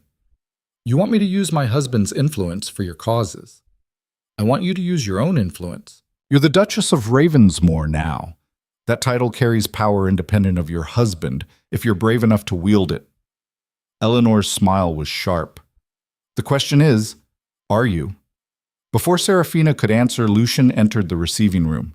His presence immediately commanded attention, as always, but something was different. His jaw was tight, his movements controlled in a way that suggested barely leashed anger. "Lady Blackwood," he acknowledged with a curt nod. "If you'll excuse us, I need to speak with my wife." Eleanor rose gracefully. "Of course, Your Grace. Duchess, consider my offer. I'll call again next week." She swept out, leaving them alone. "What's wrong?" Seraphina asked. Lucian handed her a letter, his expression grim. "This arrived an hour ago, from Marguerite." Seraphina opened it, reading quickly. The elegant script contained poison disguised as concern. "Dearest nephew, I was horrified to learn of the danger your wife brought to our family. First her father's criminal entanglements, now a kidnapping that could have resulted in your death. Clearly, this marriage was a mistake. I am formally petitioning the family council to annul it on grounds of fraudulent inducement. You were not informed of the full extent of the Vale family's liabilities, which constitutes grounds for dissolution. I expect your cooperation in this matter. Affectionately, Marguerite." "She can't do this," Seraphina said, her voice shaking. "We married legally. The contract is valid." "She can challenge it. The family council has the authority to review marriages for validity, especially if they believe the family's interests were endangered by fraud or deception." Lucien Bat's fists clenched. She's been waiting for an opening. The warehouse incident gave her one. What happens if the council rules in her favor? The marriage is annulled. You lose the title, the protection, everything. And your family's debts would still exist, debts that Crane's organization will eventually collect on, despite his arrest. Seraphina felt the walls closing in. She'd fought so hard, survived so much, only to have it stripped away by a vindictive aunt exploiting legal technicalities. "When does the council meet?" she asked. 3 days. At Thornbridge Hall, the family estate in Yorkshire. Lucian moved to the window, staring out at the grounds. It's a formality, usually, but Marguerite has been cultivating support among the council members for years. She'll argue that you deliberately concealed your father's criminal connections, that you manipulated me into marriage to escape consequences. Can you override their decision? Technically, as Duke, I have final authority, but openly defying the council would fracture the family, create political enemies I can't afford. It's a trap, Seraphina. If I fight too hard, I look like a besotted fool controlled by his wife. If I don't fight hard enough, I lose you. The vulnerability in his voice made her chest ache. This man who'd married her as a business arrangement, who'd claimed to want nothing but a practical partnership, was now facing political ruin to keep her. Then we don't fight, Seraphina said quietly. Lucian turned, confusion flickering across his face. What? We don't fight the narrative Marguerite is selling. We change it entirely. Her mind was racing, pieces clicking into place. She's arguing I'm a liability, a scandal, someone who brings chaos rather than stability. So we prove the opposite. We show the council that I'm not a burden, I'm an asset, that this marriage has strengthened the Thornbridge position, not weakened it. How do you propose we do that in 3 days? By doing exactly what Eleanor Ashworth suggested, by turning me into someone too valuable to dismiss. Seraphina stood, her exhaustion giving way to determination. The council consists of what? 7 members? All powerful men who care about money, influence, and reputation? 6 men, 1 woman, Lady Hartwick, a distant cousin. And yes, then we give them what they care about. In the past 3 days, you've dismantled a criminal organization that was plaguing London's docks. That's not scandal, that's heroism. And you didn't do it alone. You did it to protect your wife, which demonstrates loyalty and strength. We frame this as the Duke of Ravensmoor establishing himself as a force for justice, with his Duchess as his partner. Lucian's eyes narrowed thoughtfully. Go on. The newspapers are already spinning the warehouse story. We control that narrative. Feed them details about Crane's organization, the scope of the operation, the importance of the arrests. Make it a triumph, not a scandal. Then we leverage that publicity into social capital. And how does that help with the council? Because we also demonstrate my value independently. Eleanor wants me to join her charitable network. I accept, publicly. We announce a major philanthropic initiative, something that gets the council members' names attached to it, makes them look progressive and generous. A school for orphans, perhaps, or a fund for widows left destitute by their husbands' debts. Understanding dawned on Lucien's face. You make them complicit in your success. If they annul the marriage, they lose the political benefits of association with you. Exactly. And we do it loudly enough that opposing the marriage makes them look petty and vindictive. Who argues against charity and justice? For the first time since the warehouse, Lucienne smiled. A real smile, sharp and approving. You're learning to think like a duchess. I'm thinking like a survivor, Seraphina corrected, which is what got me here in the first place. They spent the remainder of the day executing the plan with military precision. Lucienne met with newspaper editors, providing carefully crafted statements about the raid and subsequent arrests. Seraphina drafted a formal announcement of her partnership with Eleanor Ashworth's charitable network, including a substantial donation from the Thornbridge estate to establish a school for children of the working poor. By evening, the narrative had already begun to shift. The Times ran a follow-up piece praising the Duke's civic-mindedness. The Morning Post featured an editorial about the Duchess of Ravensmoor's commitment to social improvement. Even the scandal sheets, usually focused on salacious details, couldn't resist the story of a Duke and Duchess working together to improve London. It's working, Mrs. Daventry reported after the Evening Post arrived. Invitations are pouring in. Everyone wants to be associated with the charitable initiative. Several council members have already sent notes expressing their support. Not all of them, Lucian noted, reading through the correspondence. Lord Hartwick, Lady Hartwick's husband, is conspicuously silent. So is Sir Reginald Crane. Seraphina's head snapped up. Crane? As in Silas Crane? His uncle. I should have seen this coming. Marguerite must have promised Reginald that annulling the marriage would somehow help his nephew's legal situation. It won't, but desperate men believe what they want to believe. So we have at least 2 council members predisposed against us before we even arrive. At least, Marguerite will have been working on the others. Lucien set down the letters, his expression grave. This won't be a simple hearing, Seraphina. It will be a trial. They'll question you, challenge you, try to break your composure. If you show weakness, they'll use it as justification to annul. Then I won't show weakness. You say that as if it's simple. It's not simple. It's necessary. She met his eyes.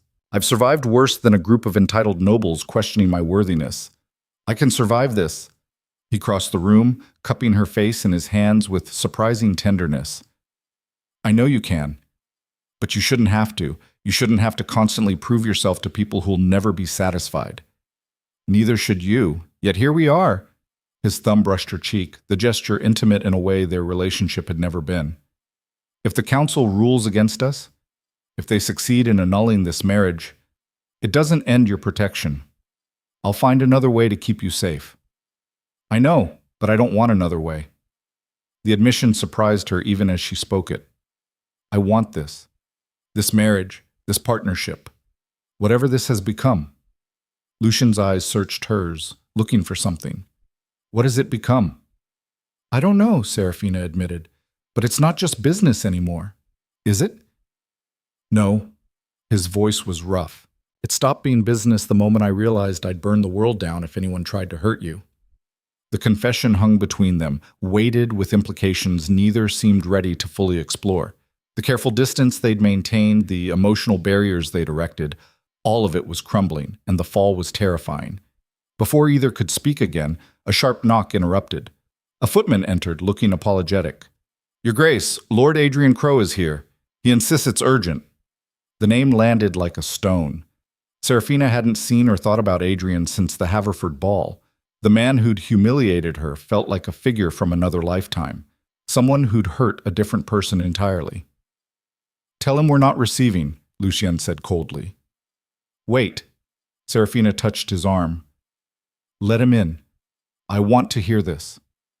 Seraphina. Please. Whatever he has to say, I want to face it. Lucien studied her for a long moment, then nodded sharply. Fine, but I'm staying. But I'm...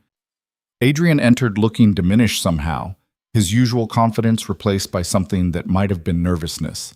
He bowed to Lucien, then to Seraphina, his movement stiff. Your Graces, thank you for seeing me.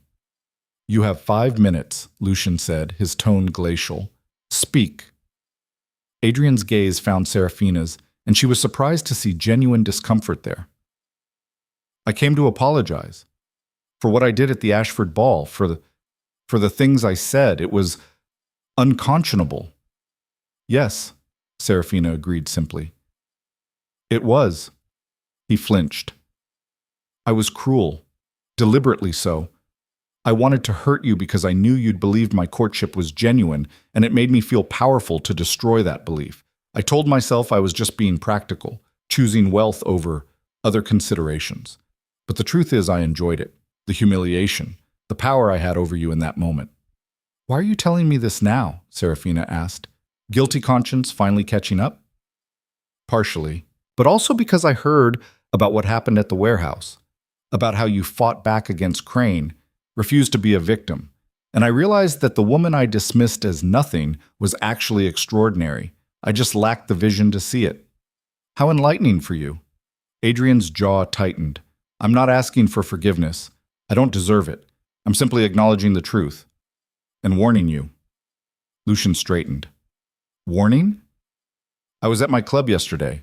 Overheard Marguerite Thornbridge speaking with several gentlemen about the upcoming council meeting. She's not just trying to annul your marriage. She's trying to destroy the Duchess's reputation so completely that no amount of charity work or good press can salvage it. She has witnesses prepared to testify that Lady Seraphina's father was actively working with Crane's organization, that the marriage was part of an elaborate criminal scheme. Seraphina's blood ran cold. That's a lie. Of course it's a lie. But lies presented convincingly enough become truth in the eyes of a council looking for excuses. Adrian met Lucian's stare. Marguerite is planning to call Lord Vale as a witness, force him to testify about his debts, his dealings. She knows he's weak, that he'll crumble under questioning and inadvertently make his daughter look guilty by association. My father would never, Seraphina started. Your father is terrified and desperate, Adrian interrupted. Marguerite has offered to help him if he cooperates. Clear his remaining debts, find him a position somewhere. He's considering it. The betrayal hit like a physical blow. Her own father, willing to sacrifice her to save himself. How do you know this? Lucien demanded. Because he came to me. Asked if I thought he should accept Marguerite's offer. I told him he'd be selling his daughter's future for nothing. Marguerite never keeps her promises. But I'm not certain he listened. Adrian's expression was pained. I know I have no right to involve myself in your affairs, but I owed Lady Seraphina, the Duchess, at least this much. A chance to prepare for what's coming. Silence fell. Seraphina's mind reeled, trying to process this new threat. It wasn't enough to prove her own worth. Now she had to counter testimony from her own father suggesting she was part of a criminal conspiracy. Thank you for the warning, Lucian said finally, his voice tight. You can go. Adrian bowed again, hesitating at the door. For what it's worth, Your Grace, he said to Seraphina, I was wrong about you. Spectacularly, catastrophically wrong. And I suspect I'll regret that mistake for the rest of my life. Then he was gone. Seraphina sank into a chair, feeling the weight of exhaustion and betrayal crushing her. My father is going to testify against me. Not if we speak to him first, Lucien said. We'll go tonight. Convince him that Marguerite is lying, that cooperating with her will only make things worse. He won't listen. He never has. Bitterness crept into her voice. I've spent my whole life trying to save my family from the consequences of his choices, and now he's going to destroy me to save himself. Lucien knelt before her chair, taking her hands. Then we don't rely on his testimony. We prepare for the worst scenario, assume he'll say everything Marguerite wants him to say, and build a defense that makes it irrelevant. How? By making you untouchable, not just sympathetic or valuable, but absolutely essential. His grip tightened. We escalate. Go bigger with the charitable initiative. Get parliamentary support. Make canceling this marriage politically impossible. In 2 days? In 2 days. His pale eyes held hers. I didn't survive my father's household by playing fair, Seraphina.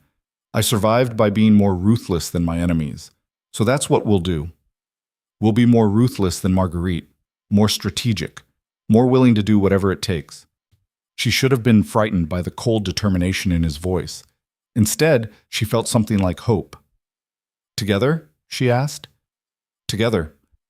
They worked through the night. Lucien called in favors, contacted allies, arranged meetings with members of parliament who owed him debts. Seraphina drafted proposals for the charitable initiative, expanding it far beyond a simple school into a comprehensive network of support for London's poor.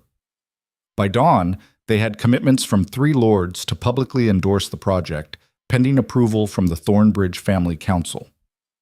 It's a trap within a trap, Lucien explained as they reviewed the strategy over breakfast neither had appetite for. If the council approves this initiative, they're publicly supporting you. If they then annul the marriage, they look hypocritical and politically motivated. But if they refuse to approve the initiative, they appear heartless and regressive, which damages their own reputations. And if they're willing to accept that damage to be rid of me, then we've lost. But we'll have made them pay such a high price that future challenges become unthinkable. He looked exhausted, but grimly satisfied. Either way, this ends at Thornbridge Hall. Win or lose, the battle will be decided. The journey to Yorkshire took 2 days by carriage. They arrived at Thornbridge Hall as the sun was setting, painting the ancient stones in shades of gold and blood. The estate was massive, a fortress that had stood for 5 centuries, weathering wars and plagues and family feuds. Marguerite waited in the great hall, surrounded by council members. Her smile was triumphant as Seraphina and Lucien entered. Nephew. And the Duchess. How kind of you to join us. Her tone made it clear their presence was expected, not appreciated. We have much to discuss. The council will convene tomorrow morning at 9. I trust you've prepared your defense? Thoroughly, Lucian said coldly. Excellent. Then this should be quite entertaining. Marguerite's gaze slid to Seraphina. I do hope you slept well on the journey. Tomorrow will be, taxing. A servant showed them to their chambers, a suite in the east wing, beautifully appointed but isolated from the rest of the guests. Strategic placement, keeping them away from council members who might be swayed by private conversation. That night, Seraphina stood at the window overlooking the estate grounds, watching moonlight silver the gardens below. Behind her, she heard Lucian moving through the connecting chambers, the familiar sounds of his evening routine. Can't sleep? He asked, appearing in the doorway. Too much thinking. He crossed to stand beside her, both of them reflected in the dark glass. About tomorrow? About everything. About how my life has become unrecognizable in the span of weeks. About how the girl who walked into the Ashford ball expecting romance is gone entirely, replaced by someone I'm still learning to understand. Do you regret it? The transformation? Seraphina considered the question honestly. No. That girl was naive, foolish. She believed in fairy tales and happily ever afters. She would have been destroyed by this world. And now? Now I know fairy tales are lies, but I also know that strength is real, that partnership built on honesty is real, that choosing to fight rather than surrender matters. She turned to face him. You asked what this marriage has become. I think it's become proof that survival can transform into something more, if we're brave enough to let it. Lucian's hand came up, cupping her face with a gentleness that still surprised her. Tomorrow, Marguerite and the council will try to take this from us, from you. They'll question your worth, your integrity, your right to stand beside me. And I need you to know something before we walk into that room. What? You are worthy, not because of what you bring to this marriage in terms of connections or dowry or political advantage. You're worthy because you're brilliant and brave and absolutely unbreakable. And if the council can't see that, they're fools who don't deserve to govern this family. Tears pricked Seraphina's eyes. Lucien, I'm not finished. His thumb brushed across her cheek. When this started, I told you I couldn't give you love, that I could offer respect and protection, but not affection. I was wrong. Because somewhere between the Haverford Ball and the warehouse, and tonight, I fell in love with you. Not the idea of a convenient Duchess. You, the woman who slapped Catherine Ashford and fought off a criminal and refuses to bend even when the whole world demands it. The confession stole her breath. The careful walls they'd both maintained, the insistence that this was merely practical, all of it crumbled in the face of his raw honesty. I love you too, Seraphina whispered. I don't know when it happened. Maybe when you defended me at the ball. Maybe when you trusted me with the truth about your family. Maybe in 100 small moments I didn't recognize until now. But I do. I love you. Lucian kissed her then, and it wasn't the perfunctory gesture from their wedding or the chaste touches they'd exchanged in public. It was fierce and claiming and full of all the emotion they'd been suppressing for weeks. When they finally broke apart, both breathing hard, he rested his forehead against hers. Tomorrow, we face them together, he said, and we win. Not because we have to, because we deserve to. Morning arrived too quickly. They dressed in their finest, Lucien in dark formal wear, Seraphina in a deep emerald gown that made her look regal and untouchable. The Thornbridge diamonds glittered at her throat, a visible reminder of who she'd become. The council chamber was an ancient room lined with portraits of previous dukes and duchesses, all of them seeming to judge from their gilded frames. 6 chairs were arranged in a semicircle, the council members already seated. Marguerite stood to the side, her expression confident. Lord Hartwick presided, his voice formal. This council is convened to review the marriage of Lucien Thornbridge, Duke of Ravensmore, to Lady Seraphina Vale, now styling herself as Duchess of Ravensmore. Lady Marguerite Thornbridge has raised concerns regarding the validity of said marriage. We will hear evidence and render judgment. Proceed, Lucien said coldly. Marguerite stepped forward, her presentation polished. She laid out her case methodically. Seraphina's family debts, her father's criminal associations, the lack of full disclosure before the marriage. She called witnesses who testified to Lord Vale's gambling habits, his desperate financial state. And then she called Lord Vale himself. Seraphina's father entered the chamber looking broken. He wouldn't meet her eyes as he took his seat, hands trembling. "Lord Vale," Marguerite said sweetly, "please tell the council about your debts to Silas Crane's organization." Her father's voice was barely a whisper. "I owed £20,000. He threatened to kill me if I didn't pay. And what arrangement did you make with Mr. Crane?" Silence.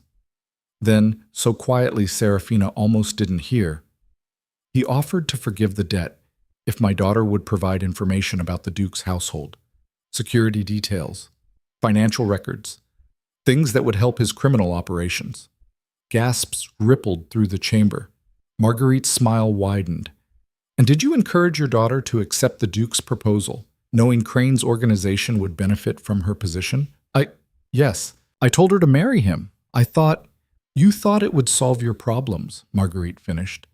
"Even if it meant putting the Duke and his entire estate at risk, even if your daughter was essentially acting as a spy for criminals." "That's a lie." Seraphina stood, fury burning through her shock. "I never agreed to spy for anyone. I didn't even know about Crane's offer until after the wedding." "So you claim," Marguerite said. "But how convenient that you accepted the Duke's proposal so quickly, almost as if you knew exactly what you stood to gain." "I accepted because I needed security," Seraphina shot back, "because my family was destitute and I had no other options, not because I planned to betray my husband to criminals."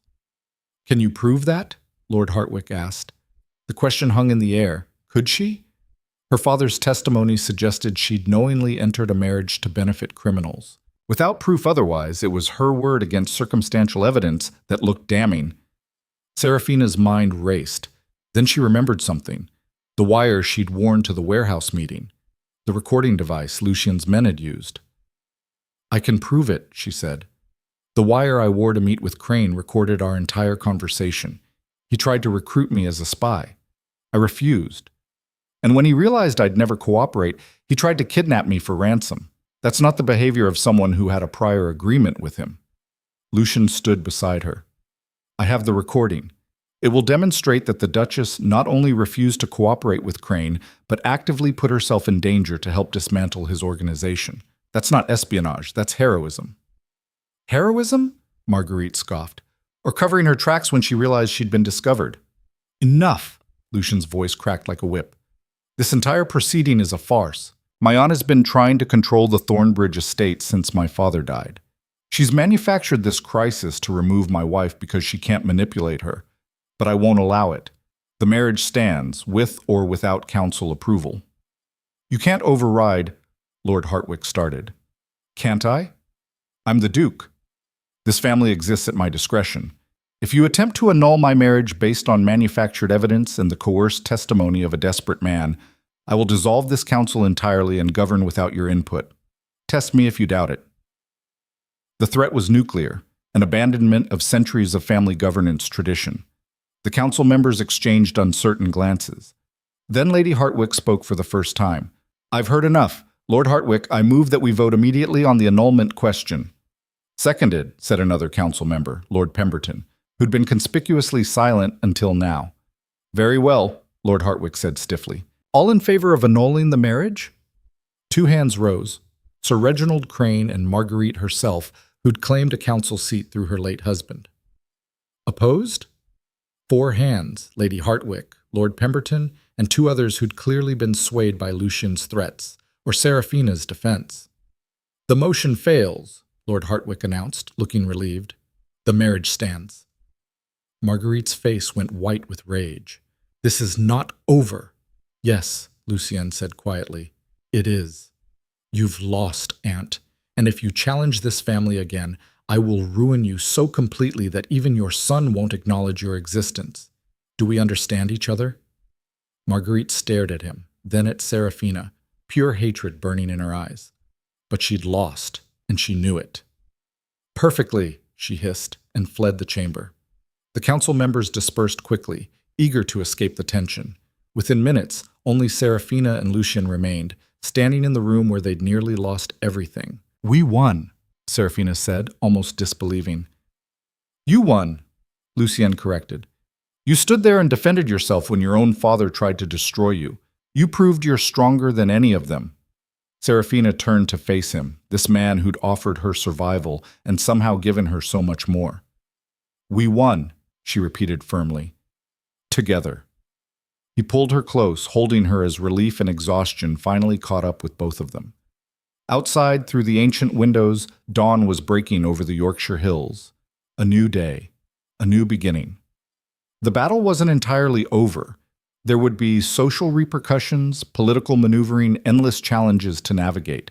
But for the first time since that horrible night at the Ashford ball, Seraphina felt something she'd almost forgotten. Hope. And standing beside the Duke of Ravensmoor, her hand clasped in his, she knew that whatever came next, they would face it together. The discarded woman had become a duchess, and she was only just beginning to understand the full extent of her power. The woman who walked out of Thornbridge Hall was not the same one who'd entered it. Seraphina could feel the shift in her bones, the way her spine straightened without effort, the way her gaze met others without flinching. The council's vote had been narrow, but it had been decisive. Marguerite's final grasp for power had failed, and in failing had revealed her desperation to everyone who mattered. The carriage ride back to London took 2 days, but unlike the anxious journey north, this return felt different. Lucian sat beside her, his hand occasionally finding hers, their fingers interlacing without need for words. They'd crossed some invisible threshold together, moved past the careful boundaries of their arrangement into something neither had planned but both now wanted. Your father, Lucian said as they passed through a small village, breaking hours of comfortable silence. What do you want to do about him? Seraphina had been dreading this question. Her father's testimony had been coerced. Marguerite had exploited his weakness masterfully, but that didn't erase the fact that he'd been willing to sacrifice her to save himself. Again. I don't know, she admitted. Part of me wants to cut him off entirely. Let him face the consequences of his choices without my protection. And the other part? Remembers that he's still my father, that he wasn't always this broken, desperate man, that somewhere beneath the gambling and the debts and the fear, there's the person who taught me to read, who used to take me riding through the estate grounds before everything fell apart. She leaned her head against Lucian's shoulder. Is it weakness to want to save him despite everything? No, it's human. His arm came around her. But saving someone doesn't mean enabling their destruction. You can offer help while still maintaining boundaries. Pay his immediate debts if you choose, but make clear that this is the last time. That his future depends on his own choices, not your rescue. It was practical advice, delivered without judgment, exactly what she needed. I'll think about it, Seraphina said. They arrived in London to find the city transformed by their absence. The newspapers had continued coverage of the warehouse raid, painting the Duke and Duchess of Ravensmoor as champions of justice. Eleanor Ashworth had apparently spent the intervening days speaking to every influential woman in London about Seraphina's charitable initiative, building momentum that couldn't be ignored.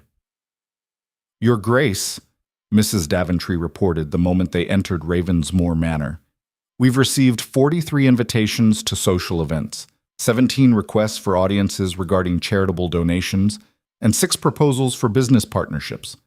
Also, Lady Catherine Ashford sent flowers with an apology note. Seraphina blinked. Catherine Ashford apologized? Profusely. It appears the social winds have shifted, and being openly hostile to you is now considered poor judgment. The housekeeper's expression suggested she found this both predictable and amusing. Shall I respond accepting the apology? No, but don't refuse it either. Just acknowledge receipt. Seraphina removed her traveling cloak, feeling the weight of exhaustion. I'm not interested in making her an enemy, but I'm also not interested in pretending we're friends. Very wise, Your Grace.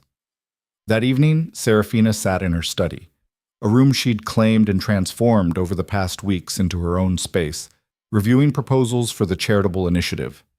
Eleanor had outlined an ambitious plan, not just a single school, but a network of educational facilities across London's poorest districts, coupled with job training programs for adults and medical clinics for families who couldn't afford doctors.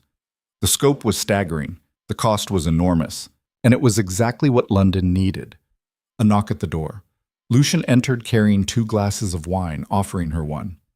"You look like you're planning to revolutionize England," he observed. "Just London. For now." She accepted the glass, gesturing to the papers spread across her desk. "Eleanor's plan is brilliant, but expensive. We'd need to commit at least £30,000 annually just to maintain operations, plus the initial capital to build facilities. Can we afford it? Barely, if we're careful with other expenditures and leverage investments properly." She met his eyes. "Are you certain you want to do this? It's your money I'm proposing to spend." "It's our money, and yes, I'm certain." Lucian settled into the chair across from her. "My father hoarded wealth like a dragon guarding gold. He built nothing, improved nothing, helped no one. I refuse to follow that pattern. If we can use our resources to actually change lives, that's not expenditure, it's investment in the future." "You sound like Eleanor." "I'll take that as a compliment."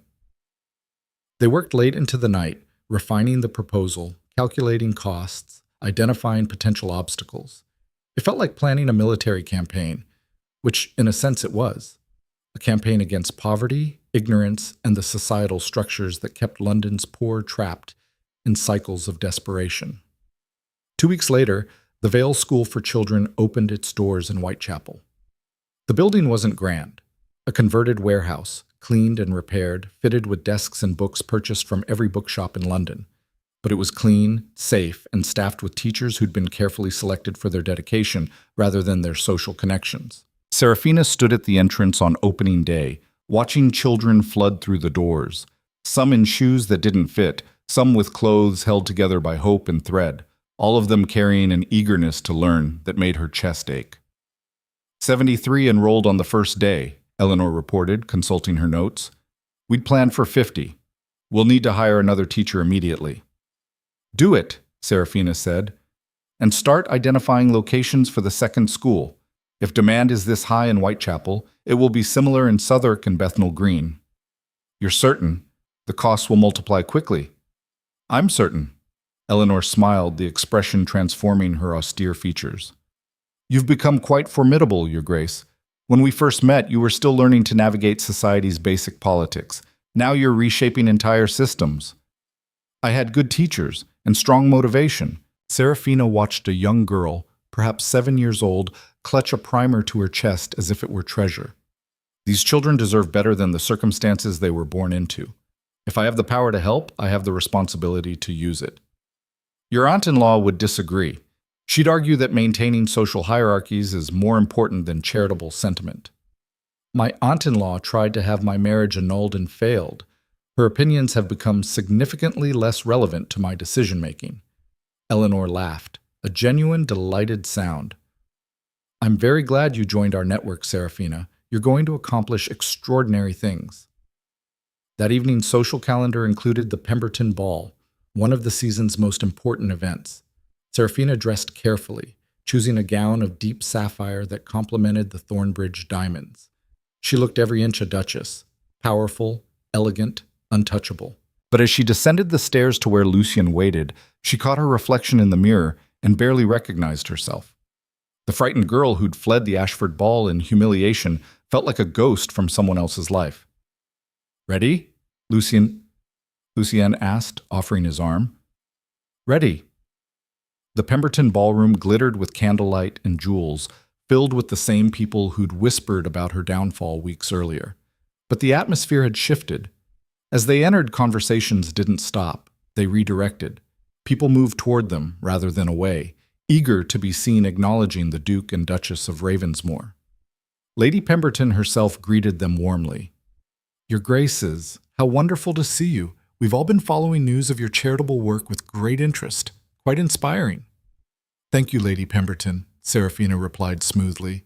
"I hope you'll consider supporting the initiative. We're always looking for patrons." "Of course. I'll have my secretary contact you this week." It continued throughout the evening, lords and ladies who'd previously snubbed her now competing for her attention, praising her work, requesting her favor. The hypocrisy was transparent, but Seraphina had learned to accept that social approval was transactional. These people didn't suddenly respect her, they respected her power. She could live with that. Midway through the ball, As she and Lucien moved toward the refreshment table, a familiar figure blocked their path.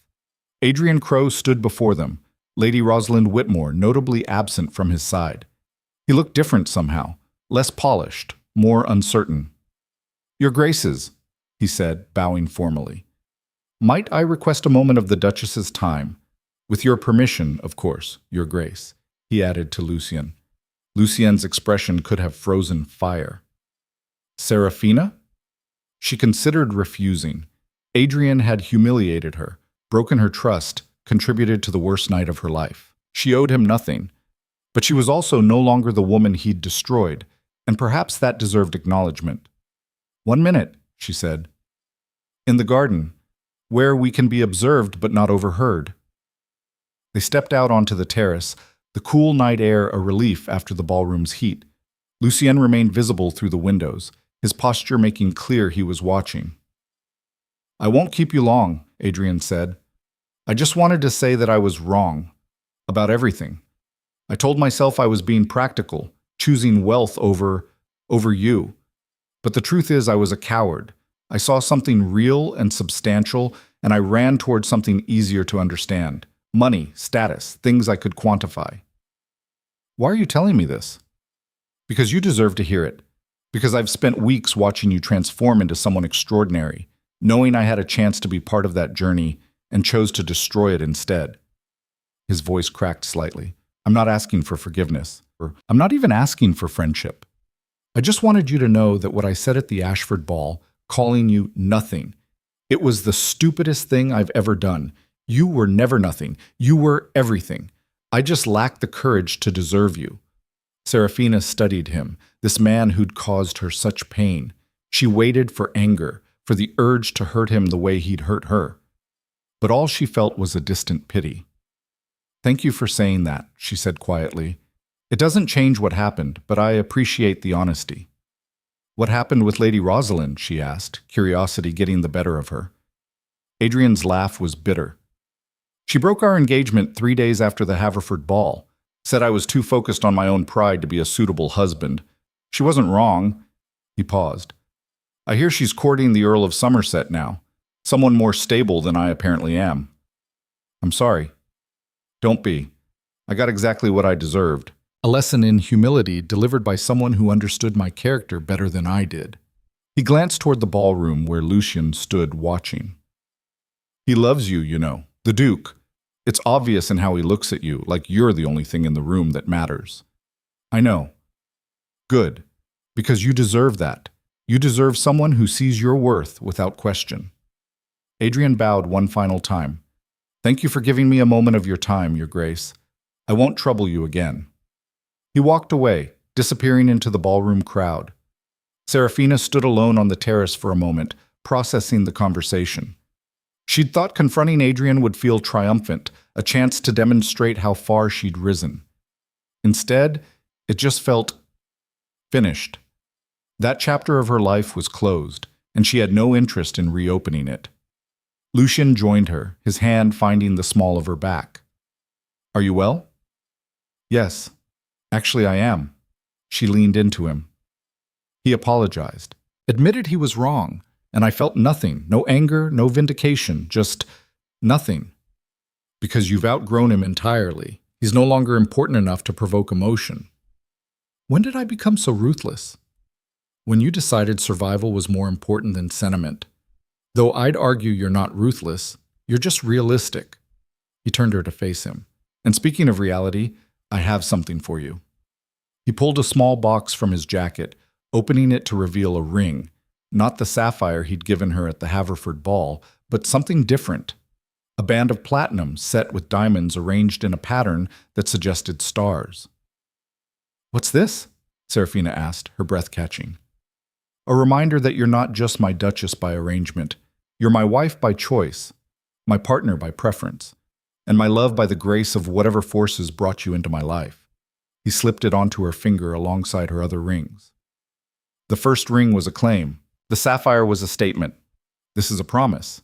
That whatever comes next, whether it's building schools or fighting councils or just surviving another tedious ball, we face it together. Tears pricked Seraphina's eyes. "Lucien, I love you, he said simply. Not because you're useful or convenient or any of the practical reasons I told myself justified this marriage. I love you because you're brilliant and fierce, and you make me want to be better than the cold, calculating man I was before I met you. I love you too, Seraphina whispered, and I choose you. Every day, in every way, I choose you. He kissed her then, there on the terrace with half of London's elite potentially watching through the windows. And Seraphina kissed him back, not caring about propriety or appearances or anything except the man in her arms. When they finally broke apart, both breathing hard, Lucien rested his forehead against hers. "Shall we go home?" he asked. "Yes, please." They made their excuses to Lady Pemberton, endured 20 minutes of farewells and social pleasantries, and finally escaped to their carriage. The ride to Ravensmoor Manor felt endless, both of them acutely aware of the unspoken promise hanging between them. This marriage had begun as convenience. It had evolved into partnership, and tonight it would transform into something neither had expected, but both desperately wanted. The months that followed brought changes that rippled far beyond the Ravensmoor household. The Vale School network expanded to 5 locations across London, educating over 300 children and employing a staff of 20. The medical clinics Eleanor had proposed opened in 3 districts, providing care to families who'd previously had to choose between medicine and food. The cost was enormous. The impact was undeniable. Parliament took notice. Lord Pemberton introduced a bill to provide government funding for similar initiatives nationwide, citing the Ravensmoor schools as proof that education for the poor was both feasible and valuable. The bill faced significant opposition from conservative lords who believed in maintaining class hierarchies, but public support was overwhelming. "You've started a movement," Eleanor told Seraphina one afternoon as they reviewed expansion plans. "Whether you intended to or not, you've demonstrated that the aristocracy can use its resources for genuine good. Other duchesses are starting similar programs. It's becoming fashionable to be charitable." "Fashionable charity is better than no charity," Seraphina replied. "Even if their motivations are social rather than moral, the children being educated don't care why. They just care that they're learning to read." Spoken like someone who understands practical power versus ideological purity. I learned from the best. About 6 months after the council meeting, Seraphina received an unexpected letter. The handwriting was shaky but familiar, her father's. She almost threw it away unread. But curiosity won. "My dearest Seraphina, I know I have no right to your attention or forgiveness. What I did at Thornbridge Hall was unforgivable. I allowed fear to override every principle, every bond of family. I betrayed you to save myself, and I will carry that shame for the rest of my life. I am not writing to ask for forgiveness. I am writing to tell you that I have stopped gambling. I have accepted a position managing accounts for a merchant house in Bristol. Honest work, far from London's temptations. Your mother has joined me here. We live simply, but we live without debt, without fear. I want you to know that the strength you showed, refusing to let my weakness define your future, it woke something in me. If my daughter could survive what I put her through and emerge stronger, perhaps I could do the same. I hope someday you might visit. Not to reconcile, I don't deserve that, but so I can see with my own eyes the extraordinary woman you've become. Your loving father, Richard Vale." Seraphina read the letter 3 times, emotions warring in her chest, anger at his betrayal, relief that he'd found stability, grief for the years lost to his addiction. "What will you do?" Lucien asked. She'd shown him the letter immediately, no longer keeping any part of her life separate from him. "I think I'll write back. Tell him I'm glad he's found peace, that I hope he maintains it, but that I'm not ready to visit yet. Maybe someday, but not now. That seems fair. Is it wrong that I still love him, despite everything? No, love isn't logical. It doesn't turn off because someone fails us. You can love him and still protect yourself from his failures. Those things aren't mutually exclusive." She leaned against him, grateful for his steady presence. "When did you become so wise about family?" "When I married someone who taught me that family isn't just bloodlines and duty. It's the people who choose to stand beside you when standing would be easier than falling." That winter, Seraphina discovered she was pregnant. The realization came gradually. Missed courses, morning nausea, and inexplicable exhaustion that no amount of rest seemed to cure. The doctor confirmed it with barely concealed delight, already calculating the significance of a potential Ravensmore heir. Telling Lucien terrified her more than facing down Silas Crane had. They'd built something extraordinary together, a partnership based on equality and mutual respect. A child would change that dynamic, shift priorities, alter the careful balance they'd established. What if he resented the intrusion? What if she became just another wife valued only for producing heirs? She waited until they were alone in their private sitting room, the fire crackling quietly, both of them reading in comfortable silence. Lucien? I'm pregnant. The book fell from his hands. He stared at her, expression unreadable. Say something, Seraphina whispered, fear creeping up her spine. I'm going to be a father, he said slowly, as if testing the words. Yes. We're going to have a child. You and I. That's generally how it works. He crossed to her chair, kneeling beside it and taking her hands. Seraphina, I need you to understand something. This child, our child, it doesn't change what you are to me. You're not suddenly just the mother of my heir. You're still my partner, my equal, the woman I love. That doesn't diminish because we're adding to our family. Relief flooded through her so powerfully she felt lightheaded. You're happy about this? Happy? I'm terrified. I have no idea how to be a father. My own father was a disaster. What if I repeat his mistakes? What if I'm too cold, too demanding? His grip tightened on her hands. But yes, beneath the terror, I'm happy. Because we're going to create something better than what we had. A child who grows up knowing they're loved, knowing their worth isn't conditional on being useful or obedient.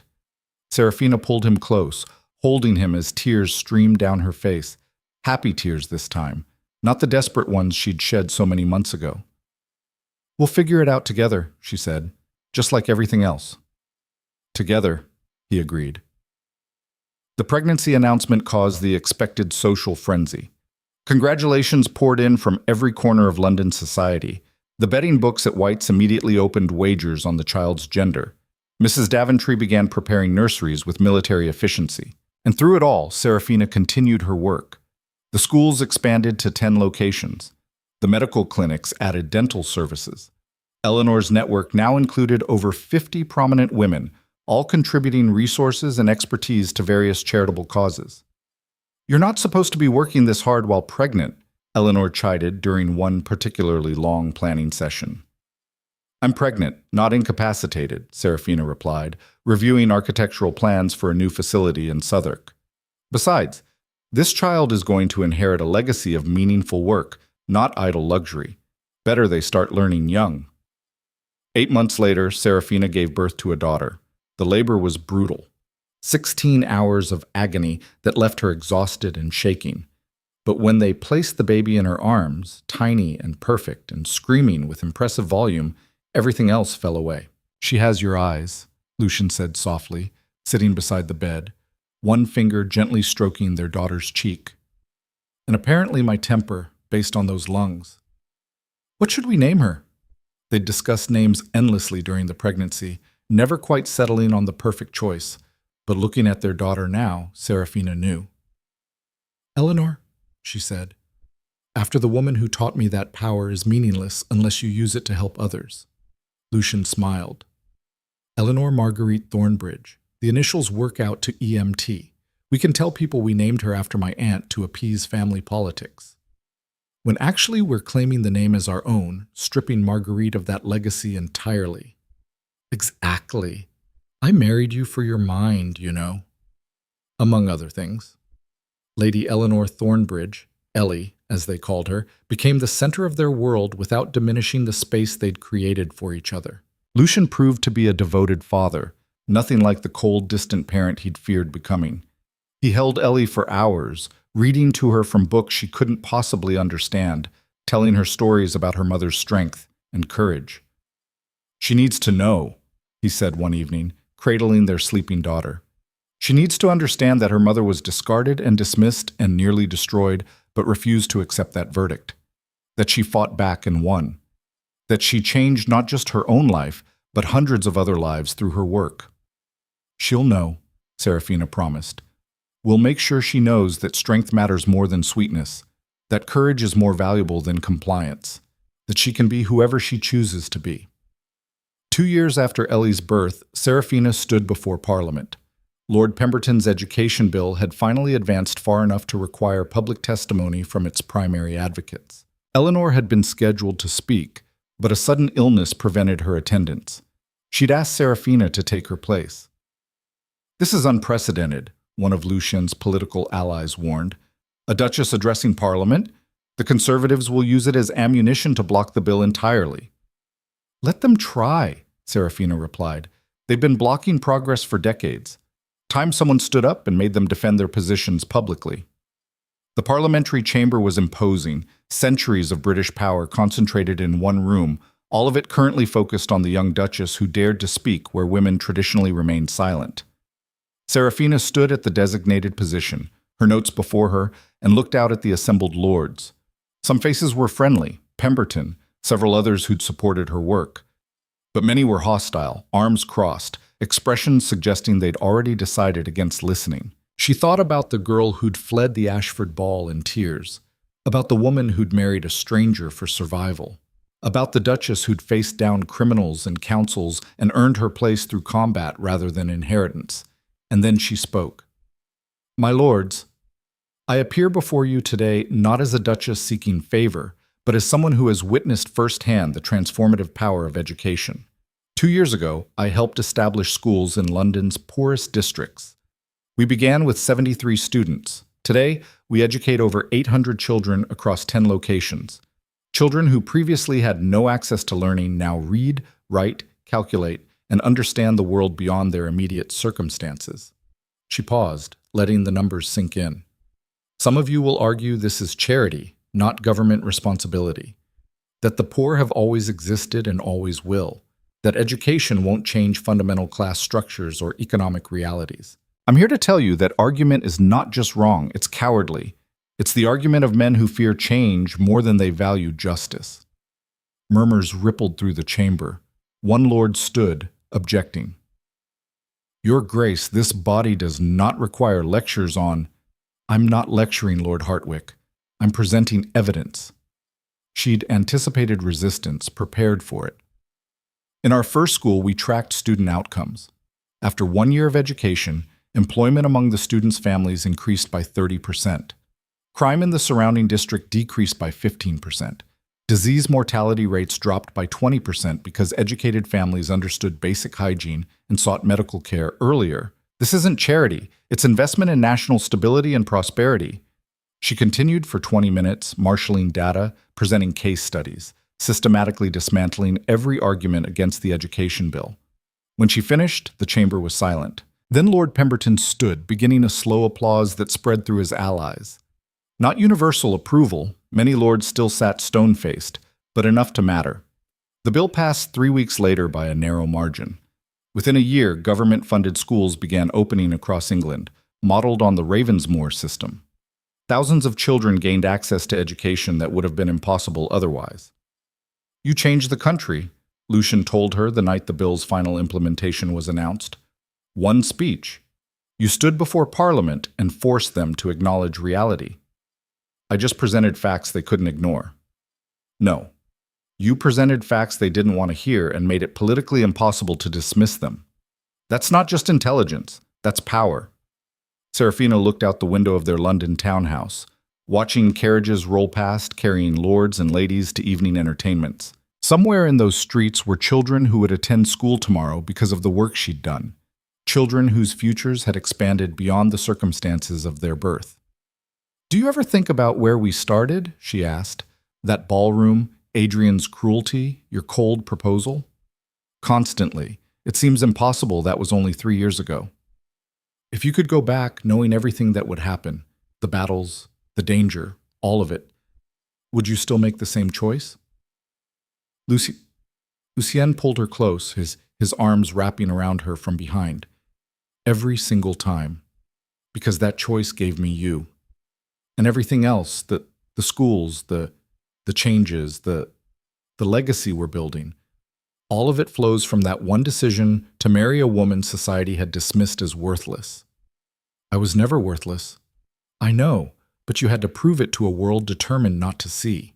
And watching you do that, watching you transform from the woman who survived humiliation into the woman who addressed Parliament and won, that's been the privilege of my life.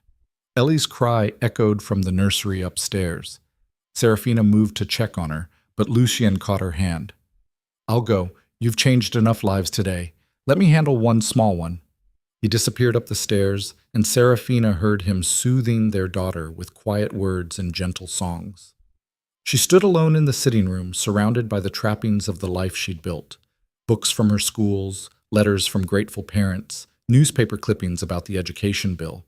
She thought about Adrian one final time, not with anger or pain, but with a distant gratitude.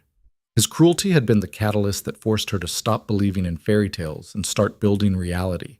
Without that brutal lesson, she might never have accepted Lucian's proposal, never discovered her own strength, never realized that survival could transform into triumph if you refused to accept defeat. 5 years later, Seraphina stood in the grand ballroom of Ravensmoor Manor, preparing to host the first annual Vale Foundation Gala. The foundation, named for the family she'd come from rather than the title she'd married into, funded educational initiatives across England and had begun expanding into Scotland and Wales. Tonight's gala would raise money for the next phase, vocational training programs for young adults. You look nervous, Eleanor observed, adjusting Seraphina's necklace. The older woman had become something between a mentor and a friend, her guidance invaluable as Seraphina navigated the complex politics of philanthropy. I'm not nervous, I'm thoughtful. About how this ballroom was where everything changed. The Haverford Ball happened in a room not unlike this one. And tonight, I'm hosting an event at my own home, surrounded by people who once mocked me, raising money for causes they once dismissed as foolish sentiment. And how does that feel? Seraphina considered the question. Surreal, satisfying, and slightly absurd, like I'm living in a story someone else wrote, except I'm the one holding the pen. Guests began arriving, a glittering parade of nobility, wealth, and influence. Seraphina greeted each one with practiced grace, now completely comfortable in the role that had once terrified her. She saw former enemies among the attendees, Lady Catherine Ashford, who'd become an unexpected ally after her own fall from grace taught her humility. Lady Pemberton, whose mother had once condemned Seraphina but now contributed generously to the foundation. And standing near the terrace doors, looking uncomfortable and out of place, she saw her father. She'd invited him on impulse, uncertain whether he'd actually attend. But there he stood, grayer and thinner than she remembered, her mother beside him looking equally nervous. Lucien noticed her hesitation. Do you want me to go with you? No, I need to do this alone. She crossed the ballroom, aware of eyes following her movement. Her father straightened as she approached, his expression wary but hopeful. Father, Mother, I'm glad you came. Seraphina, her father's voice cracked slightly. Thank you for inviting us. We weren't sure whether I'd forgiven you. She studied him, this man who'd caused her such pain. The anger that had once consumed her had faded to a distant ache. I haven't forgotten what happened. The betrayal, the council testimony.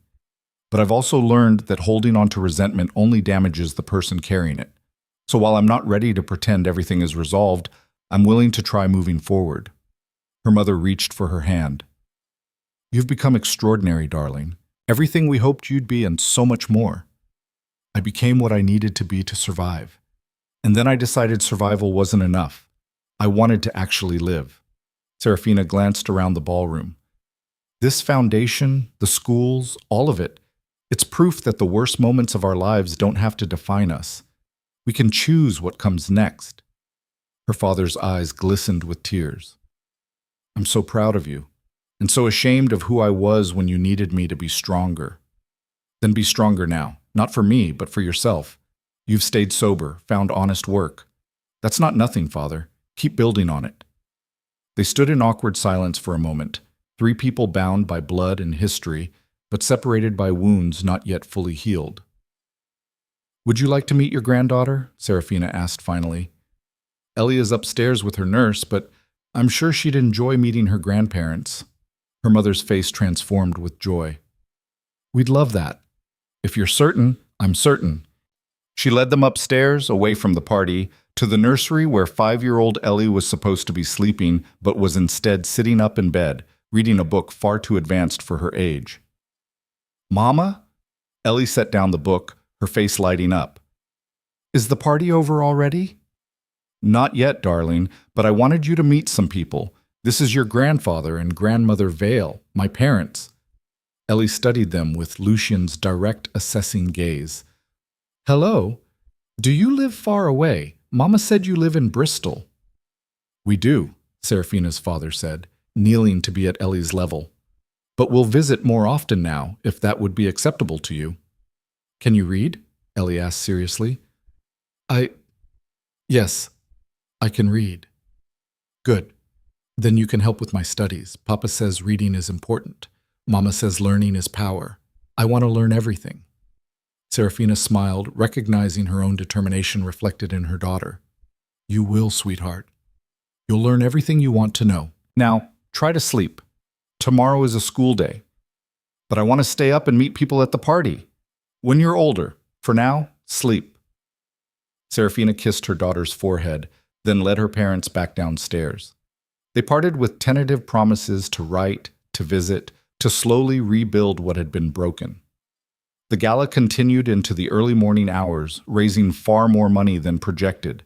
Speeches were given, acknowledgments made, connections forged that would fuel the foundation's work for years to come. As the last guest departed, Seraphina stood on the terrace with Lucian, watching dawn paint the London sky in shades of gold and rose. Tired? He asked. Exhausted. Exhilarated. Grateful. For what? For everything. For Adrian's cruelty that forced me to stop believing in fantasies. For your proposal that gave me a chance at survival. For every battle and challenge that taught me who I actually am beneath the titles and expectations. She turned to face him. For you. For choosing me when I had nothing to offer except myself. You had everything to offer. I was just intelligent enough to recognize it.